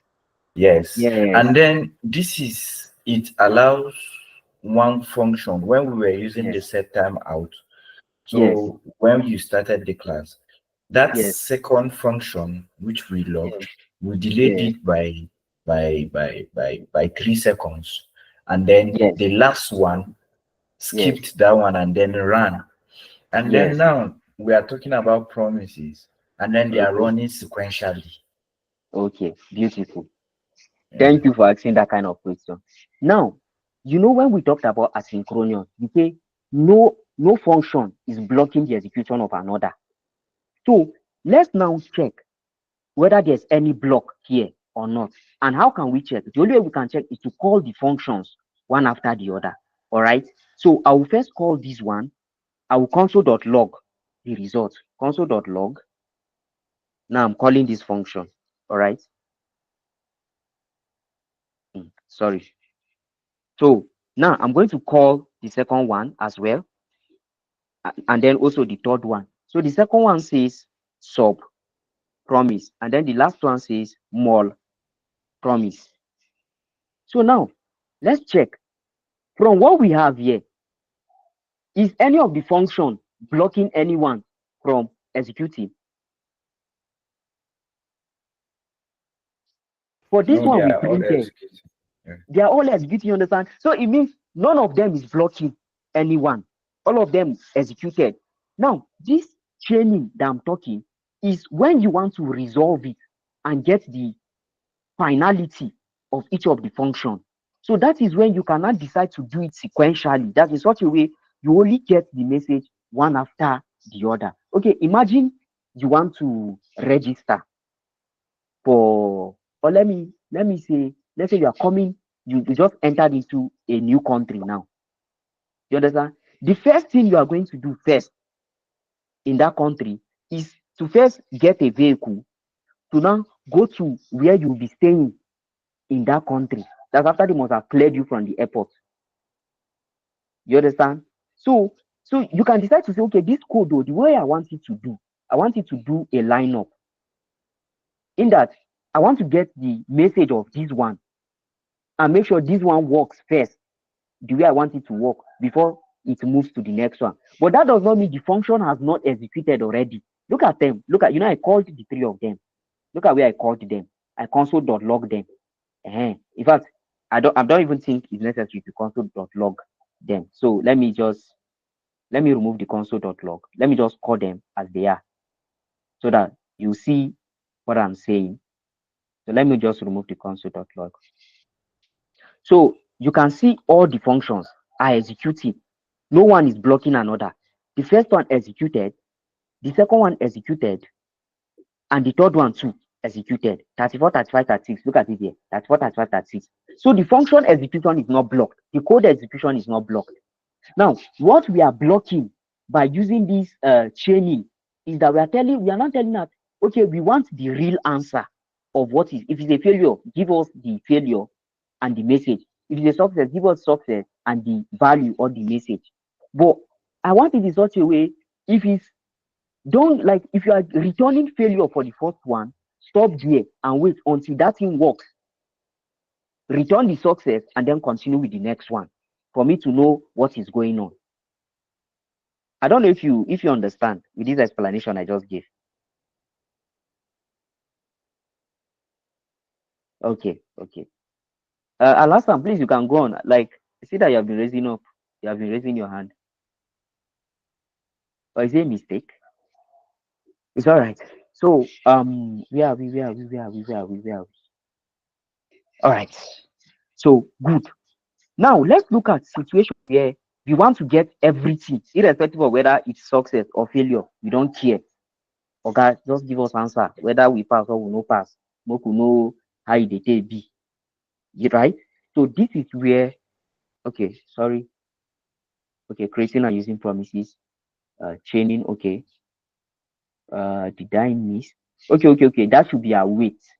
Async await. Sorry, I was thinking is this particular one. So that should be async or await. So take note of this chaining promises. If you want to get your this thing, irrespective of whether it succeeds or not, you want to get all of them. It means each and every one of them, you have to do their then and catch individually. So that way we'll get the result of all of them, irrespective. But if you want it to do it, if you want it to go sequentially, it means you have to follow this way. As the first one is finishing, is returning the second function. You are checking it using then. As the, I don't know if you get, but if you don't want to claim them, right?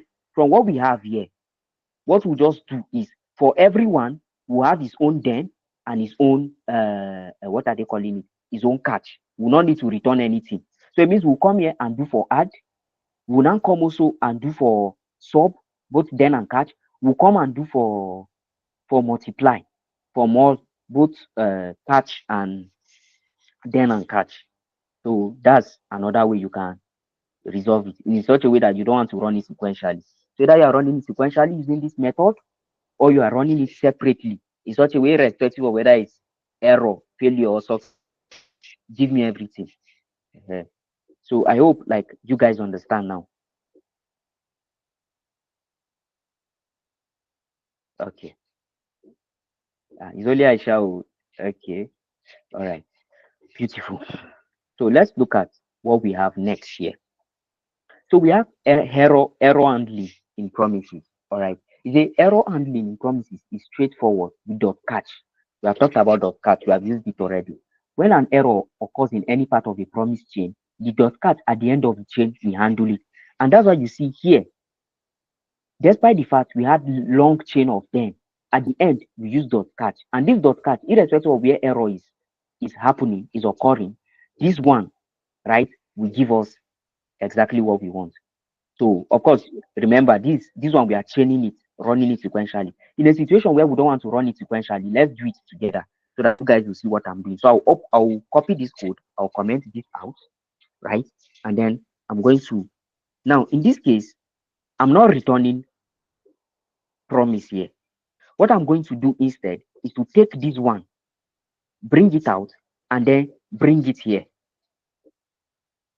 Will it even work? Let me be sure. I doubt. Okay, yeah, it will work. So I'll bring in this. It will have this. I'll remove this one. Permit me to remove this return. This one too. I'll take it out here, right? And then I'll remove this one. So okay. So let me be sure. Okay. Or do I even need? Okay. Let's confirm something. So dot then this one too. I'm going to remove this dot. Then the final function. Where's the final function? Mul sub. Okay, add. So this one. Let me put it this way. This mul too. So this dot now, because I've separated them, this dot catch is for just this one alone. So I'm going to copy this and also do for the rest. So for add, it will have its dot catch. For sub, it will have its dot catch. And then for mul, mul already has its dot catch. So you can see that we are getting the values irrespective of whether it's a failure or success. Look at, we are getting all of them all at the same time. Failure, sum is not greater than 10. Failure, negative number. Failure, mul not greater than 10. So by the time we change the values here, where is it? Let's say this one. I give it like 5. You see, this one will become a success. So look at it. Success, positive number. So, and this one too. Okay, what is this one checking for? It's checking for more than 10, right? So let me just make this one 2. So you can see success. It has given us the number 16. And then this one is checking for positive or negative. That's this sub. Okay, this one we have done it. Then this one too is checking for 10. So let me make this one 10 here. So you can see success. So if you want them to run sequentially, you chain them. If you don't want them to run sequentially, you call them one after the other, just like what I did here just now. Where is it? So add promise, sub promise, mul promise. So any question before we move further? So now the return keyword Yes. is the one that chains Yes. them together. Okay. Yes. But Exactly. if we don't want it to be changed, we can just do it by calling them individually.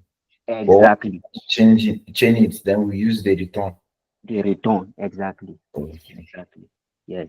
So let me, in fact, before I forget, let me copy this code and then paste it.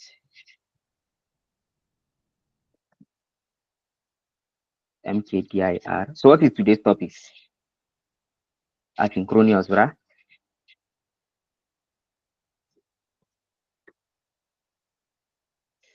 So sorry. Let me just quickly.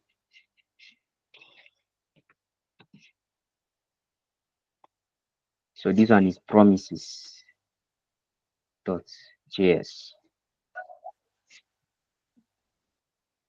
All right.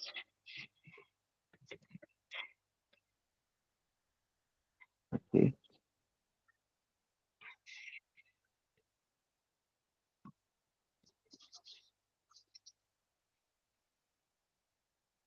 All right. Beautiful. So is this the first GitHub repo you created? Okay. Yes, that one. You know, there was one I sent code to. Yeah. Yes, this is the one. Do I have it? Maybe I'll check the resources. And I can copy the link. I will copy the link at the end of the class. Yes. Yeah. Drop it again. Okay, no problem. I'll do that. Very important, sir. Yes, I'll do that. Beautiful. Okay. So let's finish this one and then we'll quickly okay. Of course, this error handling, right, is we have looked at error handling already using catch. But this kind of error handling now, in this case, is that you are the one throwing the error. It's like just like how we have object, promise as an object, constructor, we also have error as an object. I don't know if you guys understand what I'm trying to say. So for something like this, let's quickly create another promise. All right, quickly. Let's use a function. Let me use an arrow function this time around. Const my error. Let me limit my error, and then of course I'll say my error will not take anything, and then what my error should return is a new promise. Of course, remember I say promise accept a callback function, and then in the promise argument you put your resolve and your reject. All right, and then inside your promise body, what you should do is you should resolve the whole thing. So here what I want to do is I want to say if, or let me take this thing here, let me say name. So I'll now say if name, okay. So what this code is, it dot contains, is it contains, I forgot, somebody should remind me. Includes. Includes. Yes, Okay. content. Okay, is it contain or includes? I forgot, It's an includes. Okay, so let's say if name dot include, let's say J, small letter J, right, or capital letter J in this case. If it includes capital letter J, then resolve it to I contain J, right? So you can actually house a single quote inside a double quote, and you can house a double quote inside a single quote, but you can't house a double quote inside a double quote. You always be met with error. So, but you can house a single quotation, just like what I did here, inside a double quotation, or a double quotation, or a double quotation inside a single quotation.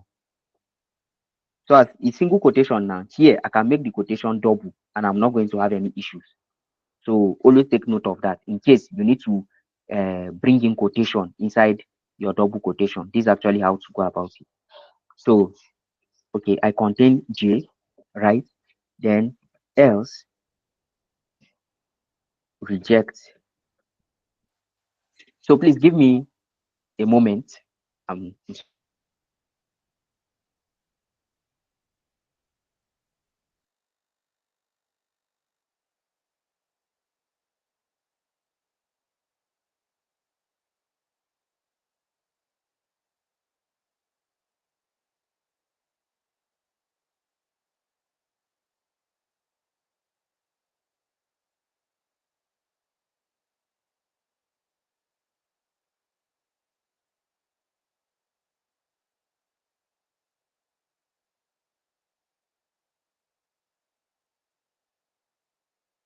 all right. So I'm back. Sorry for the break in transmission. Where we even stop, sir. Okay, good. So let's say reject I do not contain J. All right. So now we have done our promise. Next is to resolve our promise. What is the name of our promise? My error. All right. Of course, if we are resolving a promise, we need to resolve it using dot then. So dot then, of course, you remember this dot then too. It takes in this case, is a message we are expecting. You can even use MSG, short form of message, and then a callback function, and then you should console dot log. What should it console dot log? You should console dot log success to show us that it's a success, and then it should not give us the message for the success. All right.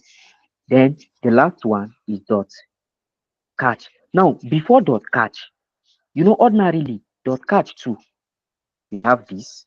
So error, and then of course console.log, we call failure, right? And then of course the error of the failure. So good. Now but then is not a function. Okay, it was a function I used. Sorry. Okay, let's say JavaScript, right? So now, of course, it's sorry, it's a function. So I need to pass in the parameter of the function, which is the name here. So now, of course, look at what it's telling me. I contain what? J. This is when it's a success. Now, in a situation where I want it that if I want it that irrespective of this one, if I want it to like pass in an error also, what I can do here is to come here and then I'm going to now give out the error object. Now, the error object in JavaScript, you use this one, right? You use new error, as you can see here. Where is it? So, sorry, use true, then new error. Look at me, I'm using return. It's not return, please. So, you use true. So, you use true, and then you are throwing in the new error. Now, which error are you throwing in? Okay, I'm throwing in I contain J, but I am not J true. Right? Now, by you throwing error inside this your then, it means irrespective, so far this success, this promise is a success, so far is a success, is going to give us the success part, is also going to throw us the error part that we've included, which is this. As you can see it here, look at it. Now, this error we are catching using this card is actually coming from this and not from this place itself, not from the reject.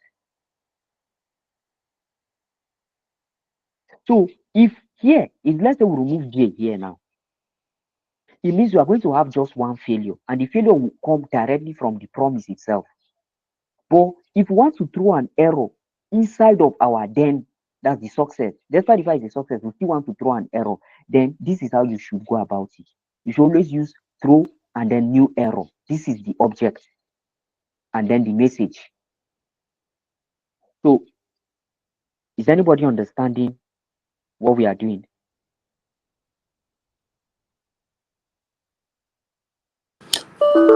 Okay, Okay. I have a question. Okay, please go on. Okay, so the two arguments that we normally put inside the promises, they are only meant for managing states, like the state of a Yes. particular the state of your function or your code. So Yes. if you want to use any other parameters inside the function, you have to declare it inside the function callback. Yes. Okay. Yes. Okay. Exactly. Yes. So that's why here, if I let me change it to normal function, because I know many people are not yet comfortable with arrow function. Yeah. So let me just I say, know about that one. I'm okay, familiar. okay. So, what I don't go do again. Okay. Uh-huh. So, any other question?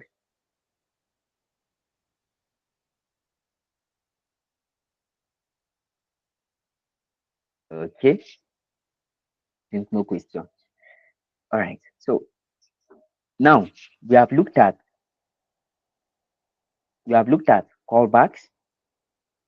We have also look at promises. In fact, that's what we just finished doing now. We have also looked at promises. Now, the last one we're going to look at is async and await. All right. So now let's look at async and await. So async await is a feature introduced in ES8. Now, just like when we started ECMAScript 6, ES6, I told you that there are still continuous improvement in JavaScript.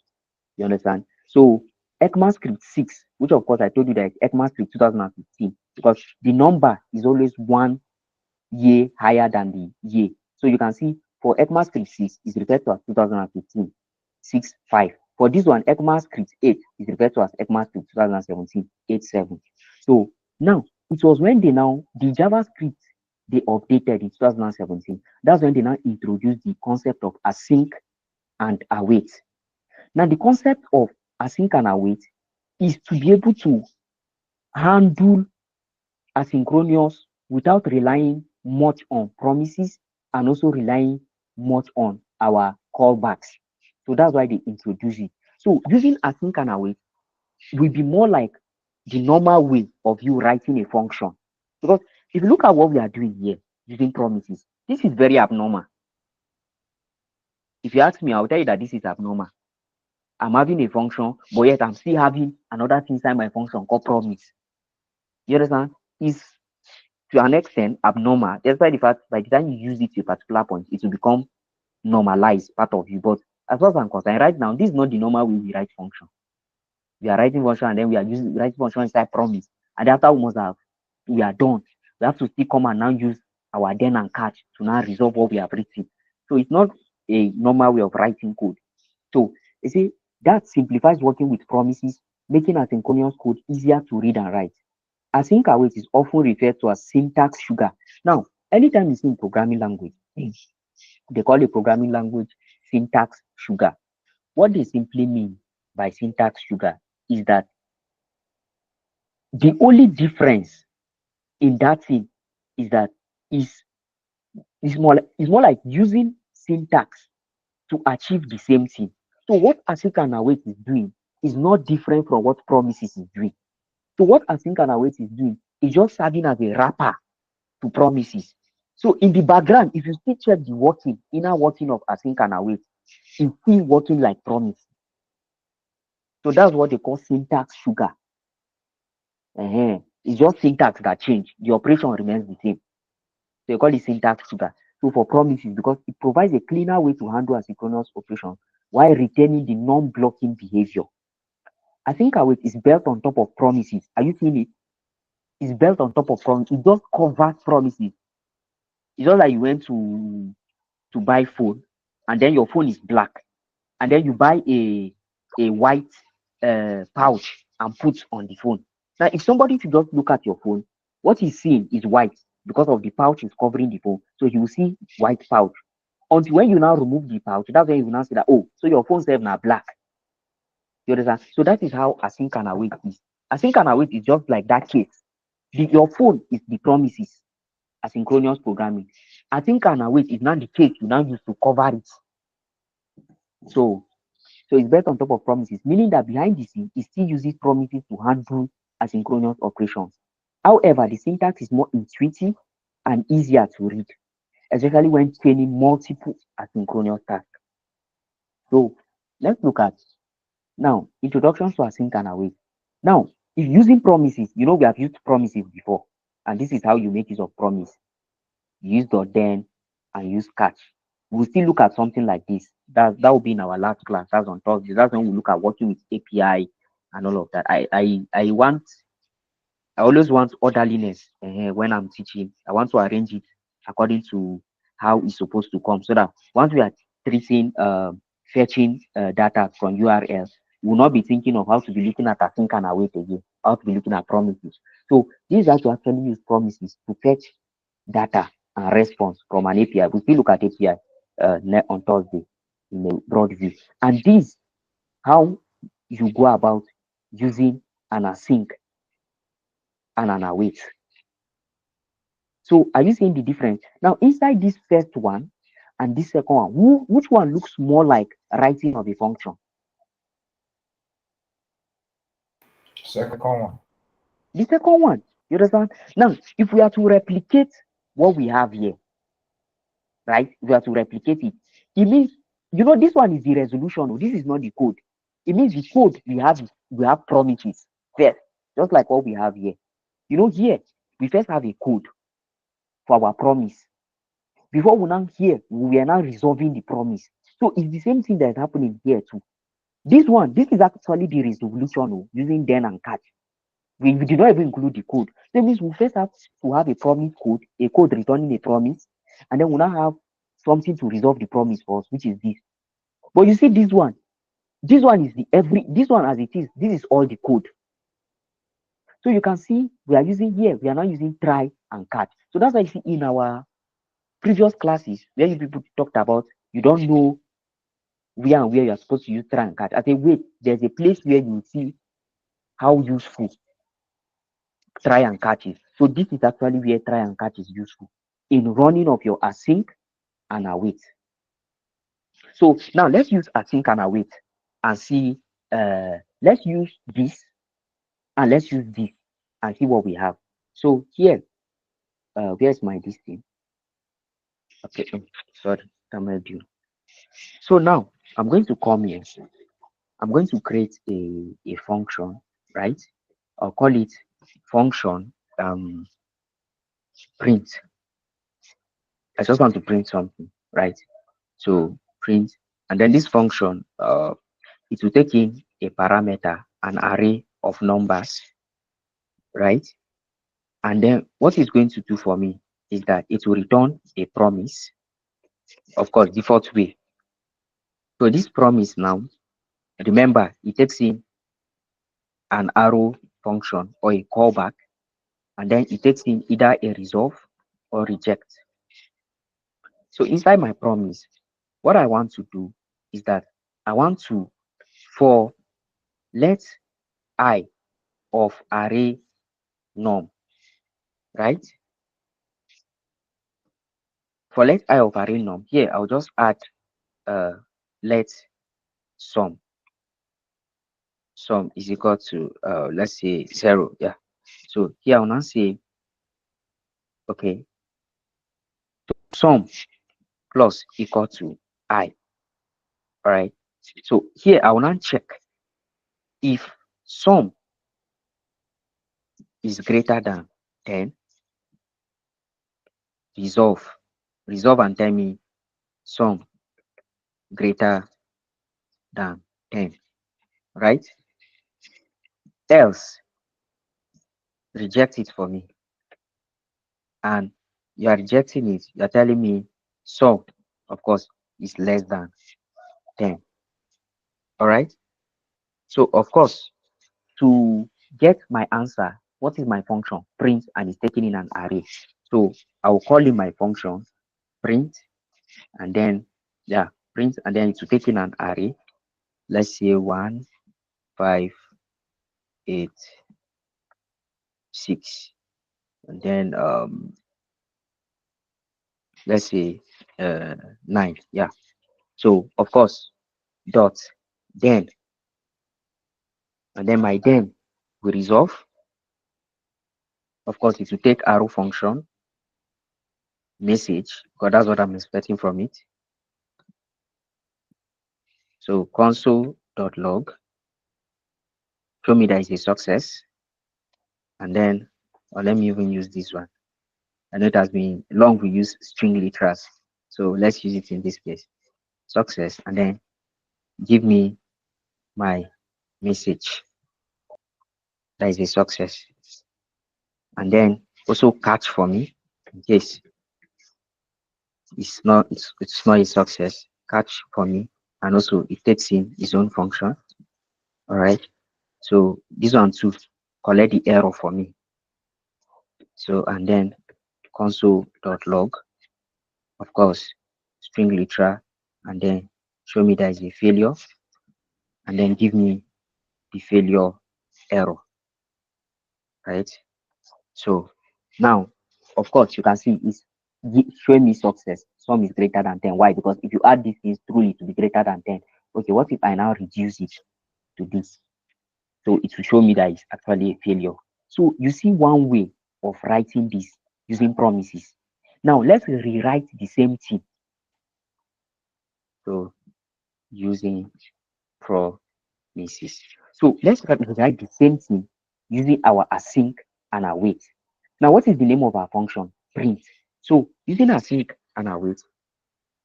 Now you first use the keyword async first on any function you want to declare as asynchronous, as you can see here.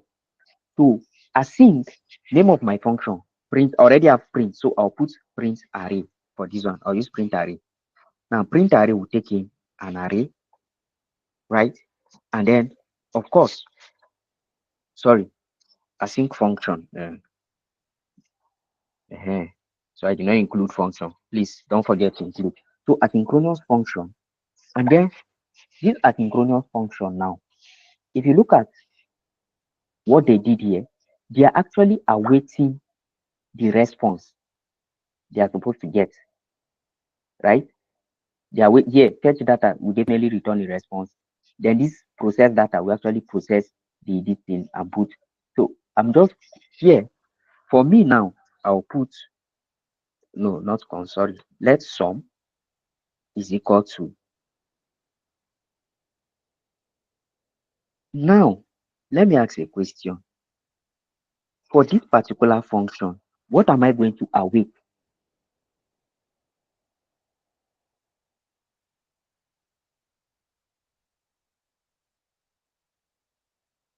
Let's even start from there. What am I going to await?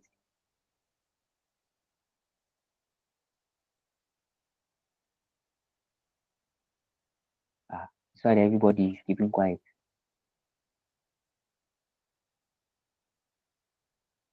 Okay, so sum is 0. Now, I'm going to await the result of the sum, right? Sum of, okay, result of sum equal to await, and I'm awaiting my sum. All right, so since I'm awaiting sum, here I will now run my calculation for the sum. For let I of array, right? Sum plus equal to I, right? So here I'll now check. Let me see. What did they even use? Okay, you see, but I did not even put I was supposed to use try and catch. So inside this function, we'll have try and then catch. And then catch, of course, we are catching an error. So we will bring in an error. So this code now, this code here, to go into our try.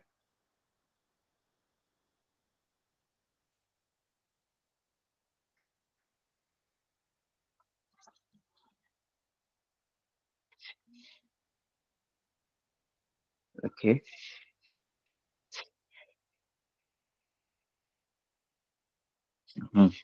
So for I of this, let's say if sum, no, not sum, if total, if result sum is less than 10, let me do it this way, throw new error. And then what is new error is going to throw sum, not sum is less than 10. So this is what I want you to do. So my catch now, we get error, and then what my catch should do is console.log and show me, okay, I put if, right? So else, so else. It's not the correct Okay, place. okay. Okay. Sorry. Else console.log sum dollar, and then of course results underscore sum. So why this one? You should console.log the error for me. So error, and then error. Yeah. So of course it's really not undefined. Why? Because we have not called our print array function. So I'm going to call the print array function here.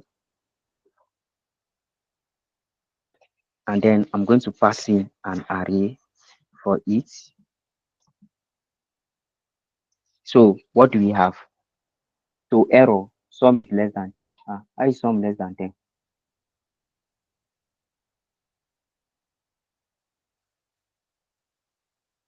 Hope something is not doing this thing. Some cannot be less than 10 here now.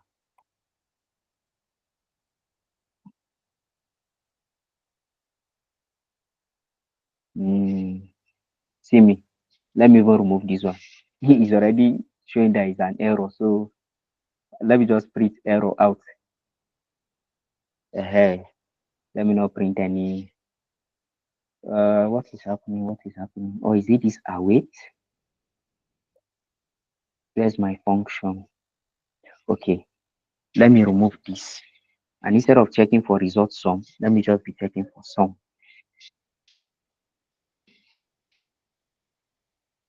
Plus equal to 1 of array. Collect I of array. If sum is less than, throw this. Else sum.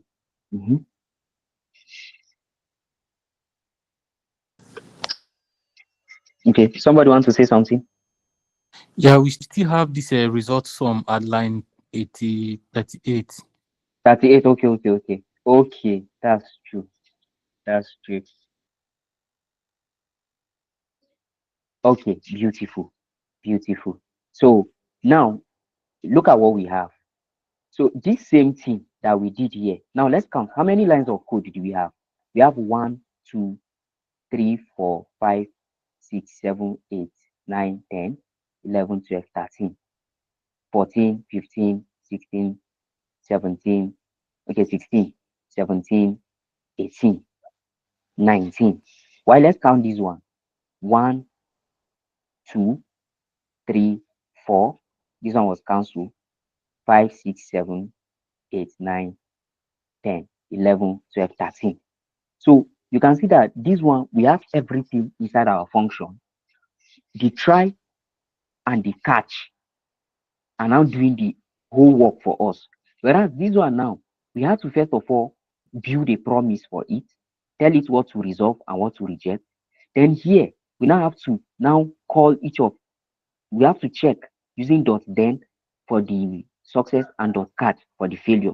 But this one, we just use our try and our catch. So that in a situation where our try does not do, because here, what you see, I'm throwing a new error. You see, I'm throwing an error. I want it in such a way, should check if the sum is less than 10, it should throw me an error with the error message that the sum is less than 10.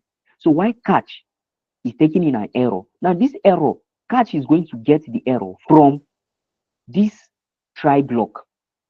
So the error coming from this try block is what this catch will now take.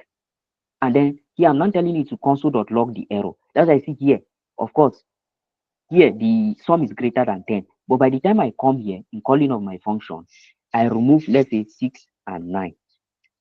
You see that it will throw me the error coming from here. What is the error coming from my try block? Look at the error coming from my try block. The one I myself threw. I say it should throw me error that sum is less than 10. And here the catch block catches the error. And after catching the error, I now ask it to display the error for me. And that's why it's displaying it here. So is there any question?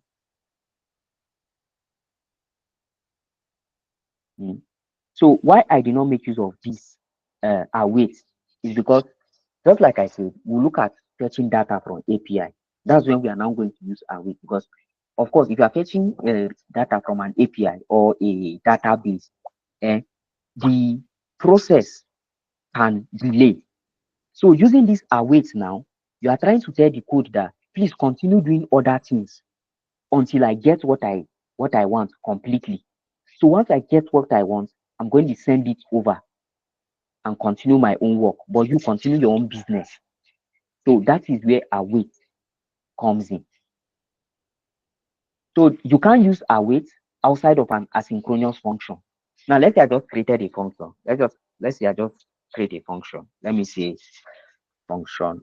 I did not, the function is not an asynchronous function. Let's just say function name, right? Name, and then I now come and say const. Let's say age. I will now say await age. Look at unexpected, reserved word await. So you can't use an await outside of an asynchronous function. So for me to use this await, I need to come and assign this one as async. So this age that I'm awaiting now, I'm trying to tell you that wait for this function to execute. But before this function executes, let other things also be executing. So I can come here and say, I can declare another a function called age. It will take in no parameter, and I can say this should return 14. All right. So here now, if I console.log age, yes, okay, where is it? If I console.log age, you can see that I'm not seeing anything here. So I have to come now and then try. So inside this try now, I'll take in this one, this piece of code.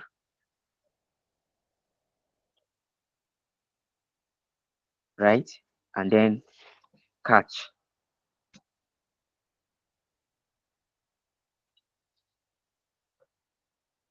I'll just console.log empty this thing. So let's see what we have. No. Why is this thing not working? I don't think this will be an asynchronous function, but let me try. It seems it has to. Let me be sure. That's serious. So, okay, we did not call our function. I'm just wondering that why is this thing not working? And you people did not even tell me. You just kept quiet. So we need to call our function. So name, and then we'll pass it. Let's just pass something. Okay. So okay. So who can tell us why is it passing in the error part of it? Yeah, I'm expecting that it's going to, this is what is going to pass to us. So why is he now passing the error? Okay, so let me try async for the function. See the same thing. Why is this so? I think we use name inside the function, but are we making use of the name? We are not making use of it too. Or let me cancel the name. Although that way is not supposed to stop it though. I'm still wondering why this try block is not this age is not getting it. It's supposed to get this one, this await.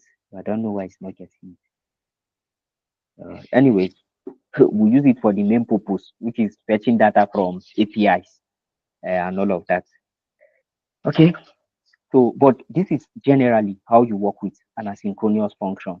You start with your async word, and then normally your function keyword, name of your function parameter if there are any, and then you try, right? Now inside your try is more like what you want it to execute. Your catch is strictly for error, and you can also throw an error from your try depending on the condition, and you can also leave it in such a way, let the error, let's say anything that runs here by default, any error that comes out of it, let catch handle it. And you can also throw your own custom error, just like what I did here by throwing this one. So you guys understand?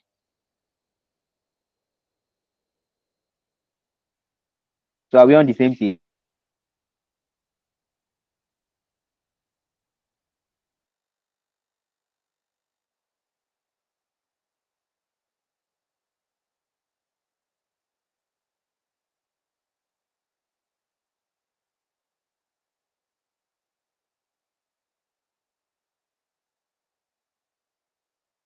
All right. So where do we stop? So let's look at the need for async functions and await inside of them. So in JavaScript, we use the async keyword before a function to define an async function. The await keyword, which causes the execution until a promise is settled, either fulfilled or rejected, can only be used inside async function. I think I illustrated that. that this makes async functions necessary when you want to handle asynchronous code in a cleaner way. So async keyword declares a function as asynchronous, enabling the use of await inside it. So that's why you can't use await inside a function that is not asynchronous, because it's actually the async that activates the ability for that function to be able to use await inside of it. So await keyword pauses the function execution until the promise is fulfilled, simplifying the process of waiting for the result without needing to chain .then methods. So that's why you see here, sorry, here, you see that they have to chain because they are waiting for two different things, the process data and the display data. So they have to chain the two of them, in that if this one is successful, then move to this one, because this one needs this one for it to work.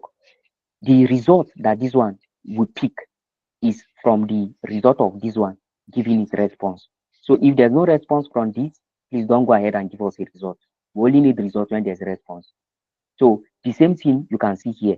By using await now, what we are telling it is that wait until this one is done, then pass in the result to this, and then this one to continue. So that is the advantage of await. So we'll see it more in that aspect than this aspect I was trying to forge. It was all okay. All right. So using async or await. So this is actually a simple example of using async await. So function fetch data, so return a new promise, of course. And then here, of course, this is a normal function returning a promise. So why here is an asynchronous function. And here now, because this one is returning a promise, we are now awaiting the promise.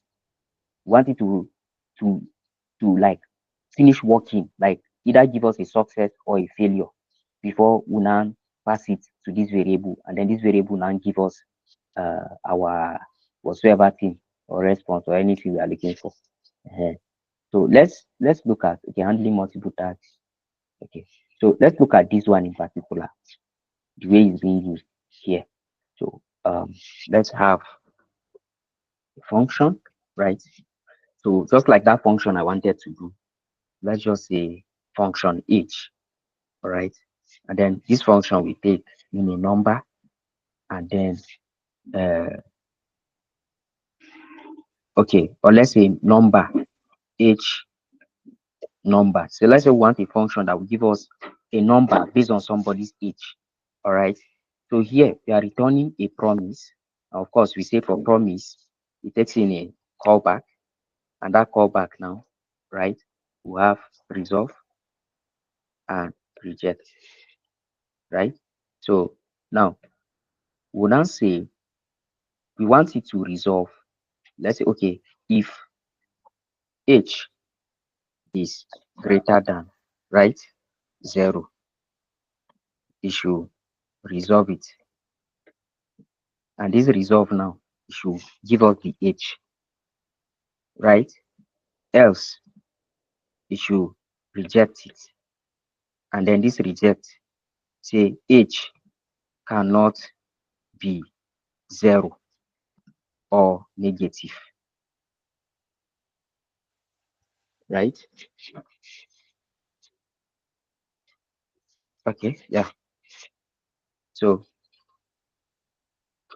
now we have made this promise. Now let's say we want to use this function now, that is returning a promise inside another function, using asynchronous and await. So we now come, of course, to make a function async, use the keyword async, then function. So here we want to check age, right? So of course, this one now, here we now say const results. Now we want the result of this. So to get the result of this, we have to await it. Result of the promise, we have to await it. And of course, to await, then the name of our function. The name of the function here is age num. So we have age num. And then here we pass in the age, let's say 52. All right. And then next, we want it to console.log. We want to console.log the results. Right. So what do we have?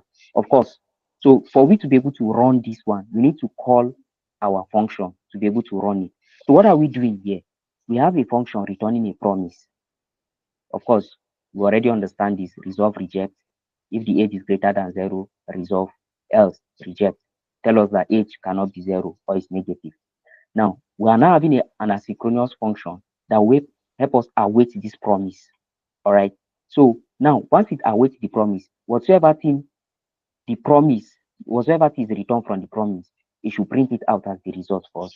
So let's call our function check age and see. So you can see this one returned the exact answer for us. You know, if it were using promises directly, right? What we would have done is that we would have used then and catch.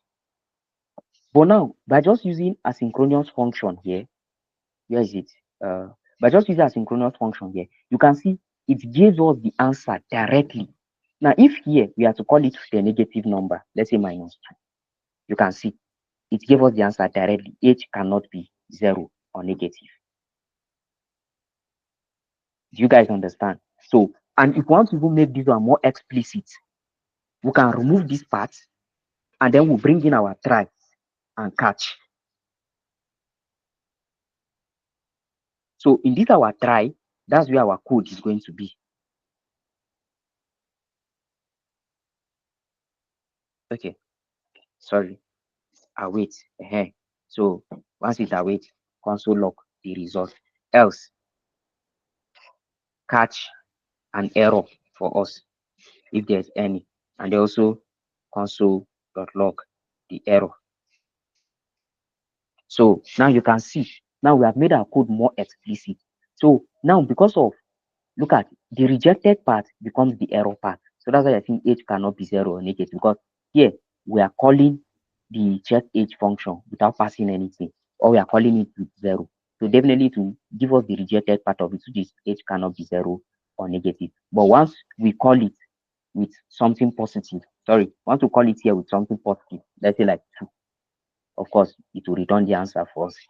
If we call in 30, it will return the answer. But once it's any number, because of the check, because of what we are checking here, that the age should be greater than or greater than 0. So, but anything less than that, you see, it will always throw this error to us.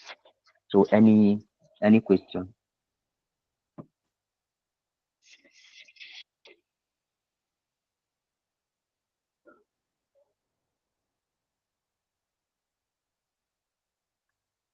Is there any question?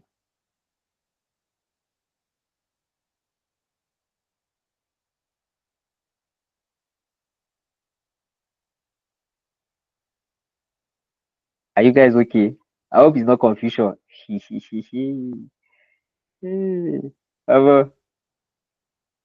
see, can I wait? Don't be smarty.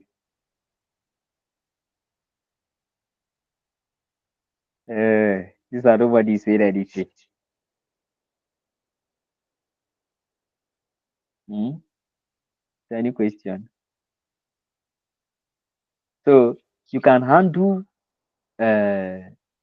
async and await sequentially too, just like when we handle promises, remember? So you can do that with async and await.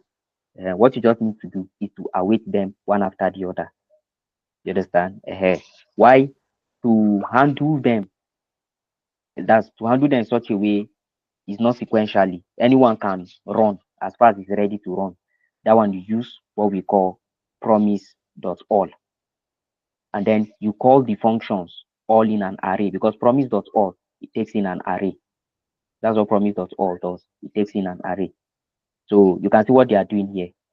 What they are simply doing here is to do the structuring, because what they know that this one is going to return is that to return a result for each of the tasks, and the tasks are 2. So they destructure it to an array of 2 results, and here they are printing it out. We did the structuring already. So, and then of course, error handling is still the use of the try and catch. So there's nothing special. We have looked at that. In fact, that was what we used here. Look at it, using the try and using the catch. So try and catch helps you to handle error. So let's look at this one. All right. let's look at this one. Mm, all this one, they are resolving it. They are not even rejecting. So you can also have a promise that does just one thing, just in case. So let's say you have function. Let me use the number this time around first. So this one will return a promise.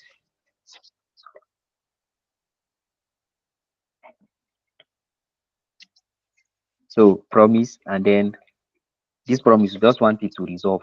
I'll just use res. We don't want it to reject the way it is like this. So of course,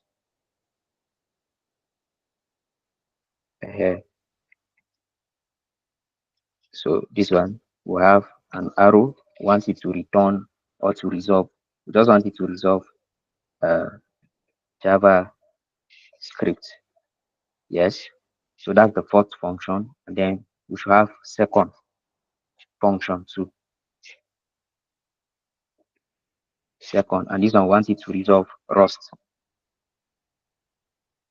All right. So then finally, first, second, we resolve everything. So now, just like they said, we can now create an asynchronous function to consume the promises. So async, we can say function, of course, asynchronous function. And then this function, we name it resolve all. Resolve all, and then sequentially. Resolve all sequentially. Yeah, let me give it this name. And then this one now, of course, just like I said, we are getting result from functions. So you can destructure it as a result one, result two. All right. And now we await. Now we are waiting. What are we awaiting? Remember what they did here. You have to use the keyword. Where is it? Okay, you await this and you await this differently. Okay. So let's start with this. So await the first one, which is first. And then also we await the console.log, the first response, and then we await the second one, right? And then we also console.log the second response. So I think this is it. So next is to call our asynchronous function, resolve all sequentially. So where is it? Resolve is not defined. Resolve is not defined. Oh, sorry, I used res. So here too should be res and not resolve. Resolve not defined. Oh,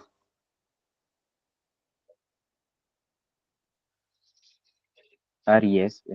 Res. Sorry, you see me, the same me that was telling you guys what to do. I'm the one that is not missing it. So please, anything you use here, just like I said, that's what you use here. So I have JavaScript and Rust. So you can see JavaScript came before Rust. So this actually sequentially. Even if I decide to say, okay, I'll take this one here and then bring it here, right? It's still the same thing. The first one will always come before the second one because of this way I'm doing it sequentially. So if I don't want to do it sequentially, that's when I'll do it using promise.all, just like what they did here. You understand? So I'll await promise.all. So in that case, not doing it sequentially now, I'll say async function resolve all non sequentially. Yeah. So here now I'll have const. Of course, I'll destructure it. I have result one, result two. So please, this should be comma, not full stop. So here I have await, and I'm awaiting promise.all. That's all the promises, and the promise.all to takes in an array. So of course, the first function is first, and then the second promise, I'm getting it from my second function, second. So here now, I can now console.log. In fact, I'm going to console.log the second one before the first one.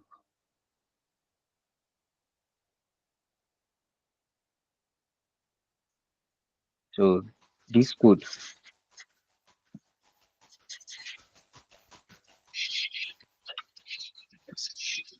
So now this code, I'll just take it off.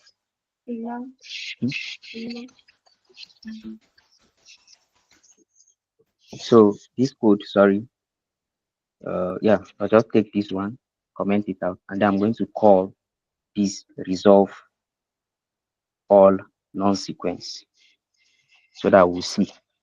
So first is not defined. First is not defined. Oh, so we need this one. This other one we don't need. So you can see it, Rust and JavaScript. So that's the thing that it's resolving everything. It's not doing it sequentially. It's doing everything at once. So that's why I say I can even print Rust before JavaScript. If not, if we come back to this, if I want to print Rust before this await Rust, it will not work. So this is doing it sequentially. For each one you call the await. This one is doing it all of them the same time by calling promise dot all, and then promise dot all, just like I say, it accepts an array. So you pass in an array all the promises one after the other.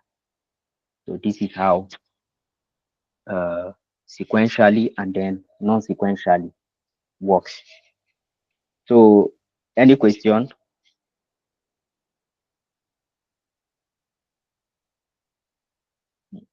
And if somebody is Yoruba here and I will say, Gideon.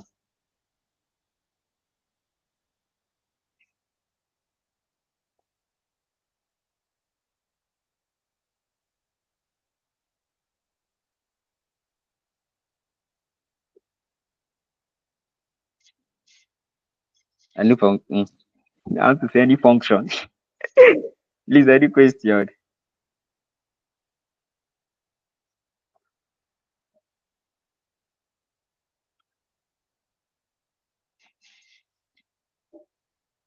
All right.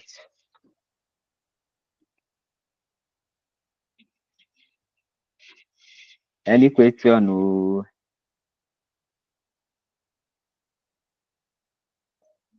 Pietro, Eniola, Obed, Tebat, and John. I think John is a mentor. Any question? So we are trying to hold our calm. Okay.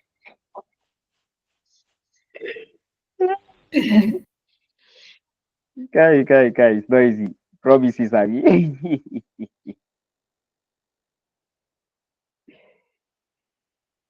Chai.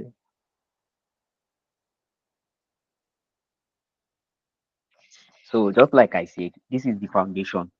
The main place where we need to use promises, that's what we'll look at on Thursday. That's fetching data from API. I'll look for a public API that we can play around with, right? So we'll look at practically how this async and await, how is useful in JavaScript. All right. So, but just in case you have any question, now is the time. So, but if you say you want to go and study first or watch the video first, then good and fine. On Thursday, you can come with any of your questions. Okay, please go on, Al-Hassan. Okay, I don't know. It's as if Al-Hassan mic has issues. So the attendance, this thing, you guys should please fill it. Sir, please the GitHub repo so that we can just click on it. That's true. So let me get the link. All right.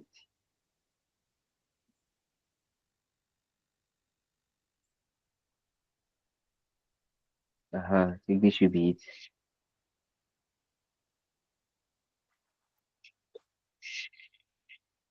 So I'm dropping it. You guys that are here, you should please copy it from the chat and drop for your, and help those guys that are not around now. Probably you drop it on your group chat or whatsoever.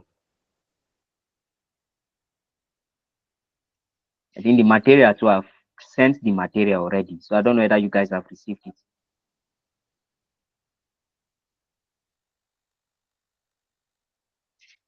So just All right. place the material too, so that we could just click. Okay. That one I have to send. I can't send PDF here. Okay, That's the okay, problem. okay, okay. Yes. So material will be sent to the WhatsApp group. So thank you, Sir John, for that. So please do your best, study, so that coming Thursday, ask all the questions you can ask, and then we'll look at everything we need to look at. If there's still much time, we'll work on a project. If there's no time, probably we can use Saturday to work on our project. Right? All right, no problem. So this is me telling you guys thank you and have a nice, wonderful day. All right. So bye.